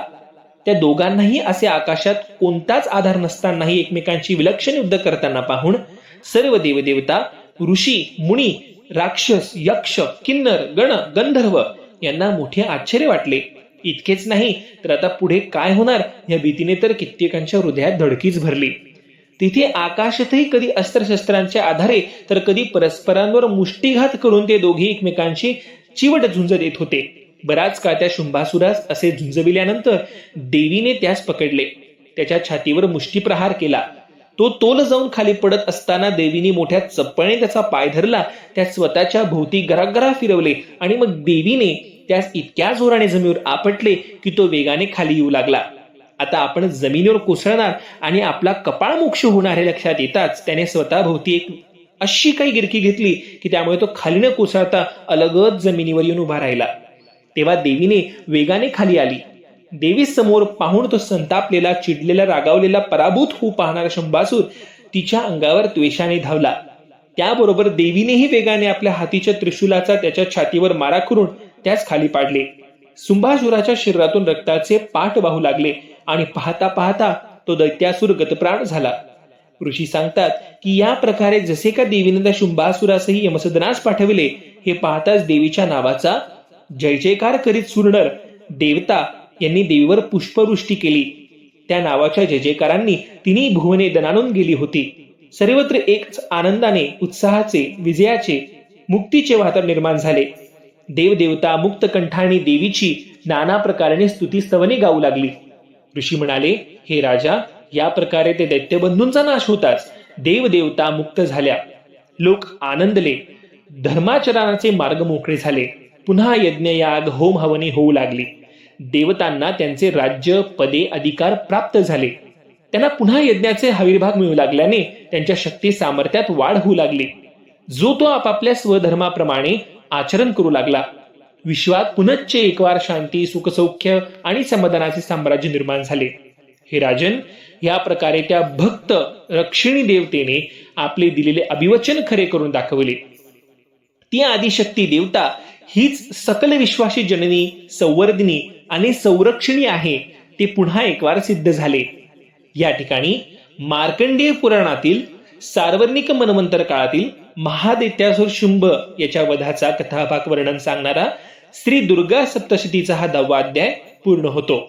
फलश्रुती अशी की ह्या अध्यायाचे पठण केले असता शक्ती व सामर्थ्य वाढेल, संततीचा लाभ होईल, सुख सौख्य लाभेल. सर्व मंगल मांगल्ये शिवे सर्वार्थ साधिके शरण्ये त्र्यंबके गौरी नारायणी नमोस्तुते. अध्याय 11 देवीची स्तुती आणि देवीचे देवांना वरदान. श्री मार्कंडेय ऋषी प्रारंभी श्री भुवनेश्वरी या देवीचे ध्यान करतात आणि तिला नमन करतात. ते म्हणतात की प्रातःकाळाच्या सूर्यकिरणांप्रमाणे जिच्या मस्तकावरचा मुकुट तळपत आहे, जिच्या मस्तकाच्या अर्धचंद्राकृती चंद्रकोर शोभून दिसते आहे, जिचे स्तन अमृताने भरलेले आहे, जिच्या डोळ्यात तेजाचे शलाका चमकते आहे, जिने हातात अंकुश आणि पाश घेतलेले आहेत, जिची प्रसन्न मुद्रा ही भक्तांना दर्शनाचा आनंद देणारी आहे, जी अभया आहे, अशा श्री भुवनेश्वरी देवीस मी विनम्र भावे वंदन करतो. श्री सप्तशतीच्या 11व्या अध्यायाचा कथाभाग निवेदन करीत असताना मेधा ऋषी राजास आणि त्या वैश्यास सांगतात की ज्यावेळी देवीने त्या शुंभ आणि निशुंभ या 2 दैत्यांचा वध केला, देवदेवता सुरनर यांना बंधमुक्त, भयमुक्त केले, तेव्हा सर्वांना अपूर्व असा आनंद झाला. तेव्हा इंद्रादिक देवता अग्निदेवास पुढे घालून त्या रणांगणात विजयी झालेल्या देवीच्या जवळ आले. त्यांनी देवीच्या नावाचा जय जयकार करीत तिच्या गळ्यात भावपुष्पमाळा घातल्या. त्यांनी देवीचा उदोकार करून तिला शरणागत भावाने नमन केले. तेव्हा देवी प्रसन्न होऊन सगळीकडे आपल्या कृपादृष्टीने पाहू लागली. तिच्या मुखमंडलावरील प्रसन्नतेने सर्व दिशा उजळून निघाल्या. देवतांनी शांत प्रसन्न चित्ताने देवीची स्तुती करण्यास प्रारंभ केला. ते म्हणू लागले, हे विश्वजननी माते, तू खरोखरच दयाळू, संकट निवारणी आणि विश्वरक्षिणी आहेस. हे तू परत एकदा सिद्ध करून दाखवले आहेस. हे देवी, तूच या विश्वाची खरी रक्षिता आहेस. सकल विश्वास तुझाच एक आधार असून ह्या विश्वाची बीजधारणा तूच आहेस. तुझ्या दयेला सीमा नाही. तू तुझ्या अतुल कर्तृत्वाने या संकट निवारण कार्याने सर्वांना मोहित करून टाकले आहेस. हे देवी, तू जेव्हा आमच्यावर प्रसन्न झाली तेव्हाच आम्हाचे मोक्षाचे द्वार या ठिकाणी उघडून आम्हाला त्या ठिकाणी मिळाले. हे देवी, या सकल विश्वातील जेवढ्या म्हणून स्त्रिया आहेत त्या तुझेच रूप आहेत. माते, तुझे यथार्थ वर्णन करण्यास आमची शब्द संपत्ती तोकडी आहे. खरे तर तुझी मुख प्रार्थना हीच तुझी खरी स्तुती आहे. हे देवी, तूच चैतन्याच्या रूपाने सर्व भूतमात्रांच्या ठाई निवास करणारे असल्यानेच तू सर्व भूता म्हणून घेतेस. हे विश्वजननी माते, तूच आमची रक्षिता आणि मोक्षदात्री आहेस असे म्हणणे हीच तुझी खरी स्तुती आहे. हे देवी, तुला आमचे शतशः कोटी कोटी प्रणाम. हे देवी, सकल विद्या, कला आणि कौशल्यही तुझ्या कृपेनेच प्राप्त होतात. तू कलांची, उद्योगाची, अपार कष्टाची परिसीमा आहेस. या विश्वाचा आदी आणि अंत करण्याची अगाध शक्ती तुझ्या एकटीकडेच आहे. माते, सर्व मंगलांचेही जे मंगल ते देखील तूच आहेस. तू निज शरणागतास अभय देणारी, संकट निवारणी, सौख्यदात्री आहेस. हे नारायणी, तुझा जय जयकार असो. हे नारायणी देवी, विश्वाची निर्मिती, त्याचे पालन पोषण आणि अंती त्याचा संहार ही तुझीच कार्य आहेत. तू आदी आणि अतिप्राचीन आहेस. तू सर्व गुणाज्ञा आहेस. हे देवी, तुला आम्ही विनम्र भावाने शरण आलो आहोत. शरणागतांचे संकट निवारण करण्यास तू तत्पर आहेस. सर्वांचे सर्व दुःख दूर करणाऱ्या नारायणी देवी, तुला आमचे पुन्हा पुन्हा नमन असो. हंसावर बसून येणाऱ्या हे ब्रह्माणी देवी, तू सकल जीवसृष्टीवर वात्सल्याचा अमृत वर्षाव करणारी आहेस. तुला आमचे नमन असो. नंदीवर स्वार होऊन हाती त्रिशूल धारण करून मस्तकी चंद्रकोर, गळ्यात नागभूषणे घालून आलेल्या माहेश्वरी देवते तुला वंदन असो. मयूर म्हणजे मोर आणि कुकुट यांनी वेढलेल्या, हाती शंख चक्र गदा पद्म धारण केलेल्या व गरुडावर विराजमान होऊन आलेल्या ही नारायणी देवी तुला आमचा परत परत नमस्कार असो. हाती चक्र आणि दाढीवर पृथ्वी पेलून धरणाऱ्या वाराही देवते तुला नमस्कार असो. नृसिंहाचे रूप घेऊन प्रकट होऊन भक्त प्रल्हादाचे रक्षण करणाऱ्या नारसिंही देवते तुला नमस्कार असो. ही देवी तू आमचे सर्व संकटांपासून रक्षण कर. त्या असुरांशी युद्ध करीत असताना भयंकर रूप धारण करणाऱ्या, त्यांचा संहार करणाऱ्या चामुंडा देवी तुला आमचा परत परत नमस्कार असो. मस्तकी रत्न किरीट धारण केलेल्या, हाती महावज्र घेतलेल्या सहस्त्र नेत्रांच्या ऐंद्री देवते तुलाही आमचे नमन असो. असुर सैन्याचा विध्वंस करणाऱ्या, मोठमोठ्या असुरांना मारणाऱ्या, त्यांचे रक्तमांस भक्षण करणाऱ्या ही कालिका देवी तुझा जय जयकार असो. रणांगणात अतुल पराक्रम गाजवीत चंडमुंड रक्तबीज आणि पाठोपाठ दैत्यबंधूंचाही सहजपणे संहार करणाऱ्या हे चामुंडा देवी, हे भक्त रक्षिते, संकट निवारिणी, कृपावलोकिनी जगदंबे माते तुझा जय जयकार असो. आम्ही कृतज्ञता भावाने तुझे ऋणी होऊन तुला पुन्हा पुन्हा वंदन करतो. आक्राळ विक्राळ मुख असलेल्या, गळ्यात नरमुंड माळा धारण केलेली, रणांगणात चंडमुंड दैत्यांचा वध करणारी अशी जी चामुंडा देवी, त्या देवीचा जय जयकार करीत आम्ही तिला विनम्र अभिवादन करतो. हे लक्ष्मी, तू नाना रूपाने नामधारिणी आहेस. लज्जा, महाविद्या, श्रद्धा, पुष्टी, स्वधा, स्वाहा, ध्रुवा, विद्या, महाविद्या, महारात्री, महामाया ही तुझीच नामे असून ह्या नामांनी तुझे स्मरण करून हे नारायणी देवी आम्ही तुला नमस्कार करतो. तसेच मेधा, सरस्वती, वरा, भूती, ब्राह्मवी, तामसी, नियता आणि ईशा रूपिणी नारायणी देवी तुला वंदन असो. हे कात्यायनी, तू त्रिनेत्र असून सर्व भय आणि संकटे यांचा नाश करणारी आहेस. हे भद्रकाली, तुझ्या टोकदार त्रिशूलाने तू दैत्यांचा, दुष्टांचा संहार करतेस. तू आपल्या हातातील घंटेचा नाद केलास की त्या प्रचंड आवाजाने शत्रूच्या हृदयात धडकी भरते. हे देवी, आमची तुला हीच विनवणी आहे की तुझ्या आमच्यातलेही मातापुत्राचे नाते कायम टिकून राहू दे. हे चामुंडा देवते, युद्धात वापरलेली तुझी शस्त्रे ही दैत्यांच्या रक्तमासांनी बरबटलेली आहे. ती एक प्रकारे तुझ्या विजयाचीच निशाणी आहे. हे देवी, आम्ही आमच्या उद्धारासाठी, कल्याणासाठी तुझ्या पदी सदा विनम्र आहोत. हे गौरी देवते, तू आमच्यावर प्रसन्न होऊन आम्हा सर्व राग आणि व्याधी यांच्यापासून मुक्त कर. आमचे सर्व प्रकार रक्षण कर. हे देवी, आम्ही हे पुरते जाणून आहोत की तू आपल्या निजभक्तांना संकटकाळी आधीच दूर लोटत नाहीस, तर त्यांच्या मागे उभी राहून त्यांचे रक्षण करतेस. हे अंबिका माते, तुझ्याशिवाय दुष्ट दैत्यांचा संहार अन्य कोण करणार? आमचे रक्षण तुझ्याशिवाय कोण करणार? हेच कार्य करून तू सत्याची, न्यायाची, नीतीची चाड राखली आहेस. विद्येत, ज्ञान विज्ञानात, सुविचारात, वादविवादात, संभाषण कौशल्यात तुझी साथ असल्याशिवाय खरे ज्ञान प्राप्त होत नाही. सकल विश्वातले असे जे ज्ञान ते देखील तूच आहे. आम्ही जीव मात्र माया, ममता, मोह, ज्ञानाचा अहंकार यांनी वेढलेलो आहोत. या मायामोहातून, वृत्ता अहंकाराच्या बंधनातून तुझ्याशिवाय आम्हाला अन्य कोण बरे सोडवणार? हे देवी, आम्ही तुला विनवणी आहे की भयानक विषारी नाग, कपटी मित्र, दृष्ट वृत्तीचे खल, जमिनीवरील वनवा, सागरातील वडवानल ह्या सर्वांपासून तू आमचे रक्षण कर. तुझ्याशिवाय आमचे दुसरे तारणहार अन्य कोण बरं आहे? हे देवी, तूच विश्वपोषिता, विश्वस्वरूपा, विश्वेश्वरी, विश्वधारिणी आणि विश्वात्मिका आहेस. तूच आम्हा देवदेवतांच्या हाकेस धावून आलेली आणि पुढेही येणारी अशी देवता आहेस. हे माते, तुझ्या विश्वव्यापी रूपास आमचे नमन आहे. हे देवी, तूच दानवांच्या युद्धात देवांना मदत करून त्यांचे रक्षण केलेस. तूच आम्हा सर्वांना अभयदान दिलेस. तूच सर्व पापांचा नाश केलास. तूच सर्वांच्या ठिकाणी पीडाहरण करून खऱ्या अर्थाने उचित कल्याण केले आहेस. हे देवी, तुला आम्ही शरण आलो आहोत. आमच्यावर तुझी कृपा अशीच निरंतर राहू दे. तूच आम्हा सकल त्रैलोक्यात वंदनीय आणि पूजनीय आहेस. तूच सकल जीवांची वरदायिनी आणि विश्वाचे कल्याण करणारी मंगलादेवी आहेस. ऋषी सांगतात की बाबांनो, या आणि अशा प्रकारे सर्व देवदेवतांनी आपापल्या परीने देवीची स्तुती केल्यावर ती देवी प्रसन्न झाली. देवी त्या आपल्या सर्व प्रिय भक्तगणांना म्हणाली, हे देवदेवतांनो, तुम्ही माझी जी स्तुती केली ती ऐकून मी अतिप्रसन्न झाले आहे. तुमच्या मनात आता माझ्याकडे जे काही विश्व कल्याणाचे मागणे मागायचे ते तुम्ही मागा, मी ते अवश्य देईन. तेव्हा देवीचे ते अभिवचन ऐकून देवदेवता तिला म्हणाल्या, हे अखिल विश्वेश्वरी, ह्या विश्वातील सर्व बाधा पीडा तू नाहीशा कर.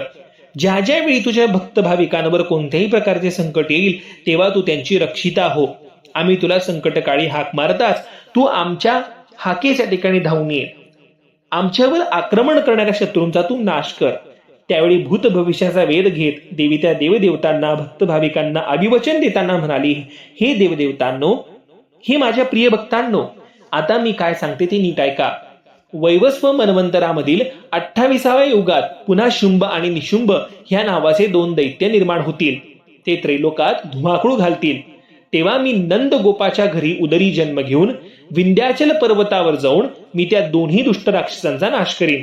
त्यानंतर या पृथ्वीवर उत्पन्न होणाऱ्या विप्रचिती नावाच्या दैत्याचा मी वध करीन. त्यासाठी मला अतिरौद्र असे रूप धारण करावे लागणार आहे. त्या दुष्ट दैत्यांना भक्षण करताना, त्यांना माझ्या तीक्ष्ण दाताखाली रगडताना माझे दात रक्ताने मागतील. त्यावरून लोक मला रक्तदंतिका हे नाव ठेवतील.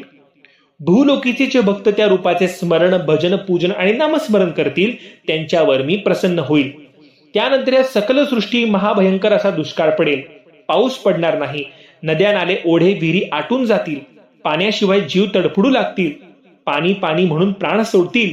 त्यावेळी ऋषी, मुनी, जपी, तपी, भक्तगण पुनश्च माझी स्तुती करतील. त्यावेळी मी अयोनिजा रूपात उत्पन्न होईल. माझे स्मरण करणाऱ्या, माझी भक्ती करणाऱ्या, स्तुती करणाऱ्या माझ्या भक्तांचे मी वात्सल्य भावनाने रक्षण करीन. सृष्टीत सगळीकडे माझी कृपावलोचन दृष्टी पडावी म्हणून त्यावेळी मी सहस्त्र नेत्रांची होईन. त्यावेळी लोक मला सताक्षी ह्या नावाने ओळखतील. लोकांची क्षुधा अर्थात भूक भागविण्यासाठी मी माझ्या शरीरापासून नाना प्रकारच्या शाखा म्हणजेच भाज्या आणि वनस्पती निर्माण करीन. वनस्पती, शाक, धान्य आणि फळ मिळाल्याने लोक जीवांचे रक्षण होईल. लोक मला शाकंबरी म्हणून ओळखतील. त्यावेळी मी दुर्गम नावाच्या दैत्याचा वध करून धरा त्याच्या त्रासातून मुक्त करीन. मी दुर्गम दैत्यास मारल्यानेच लोक मला दुर्गा असे संबोधतील. त्यानंतर पुन्हा मला असुरांच्या नाशासाठी हिमालयात एक नवा अवाढव्य अशा रूपाचा अवतार धारण करावा लागेल. त्या अवतारात मला अनेक दैत्यांना मारून त्यांना मृत्यूचे घाट उतरावे लागतील.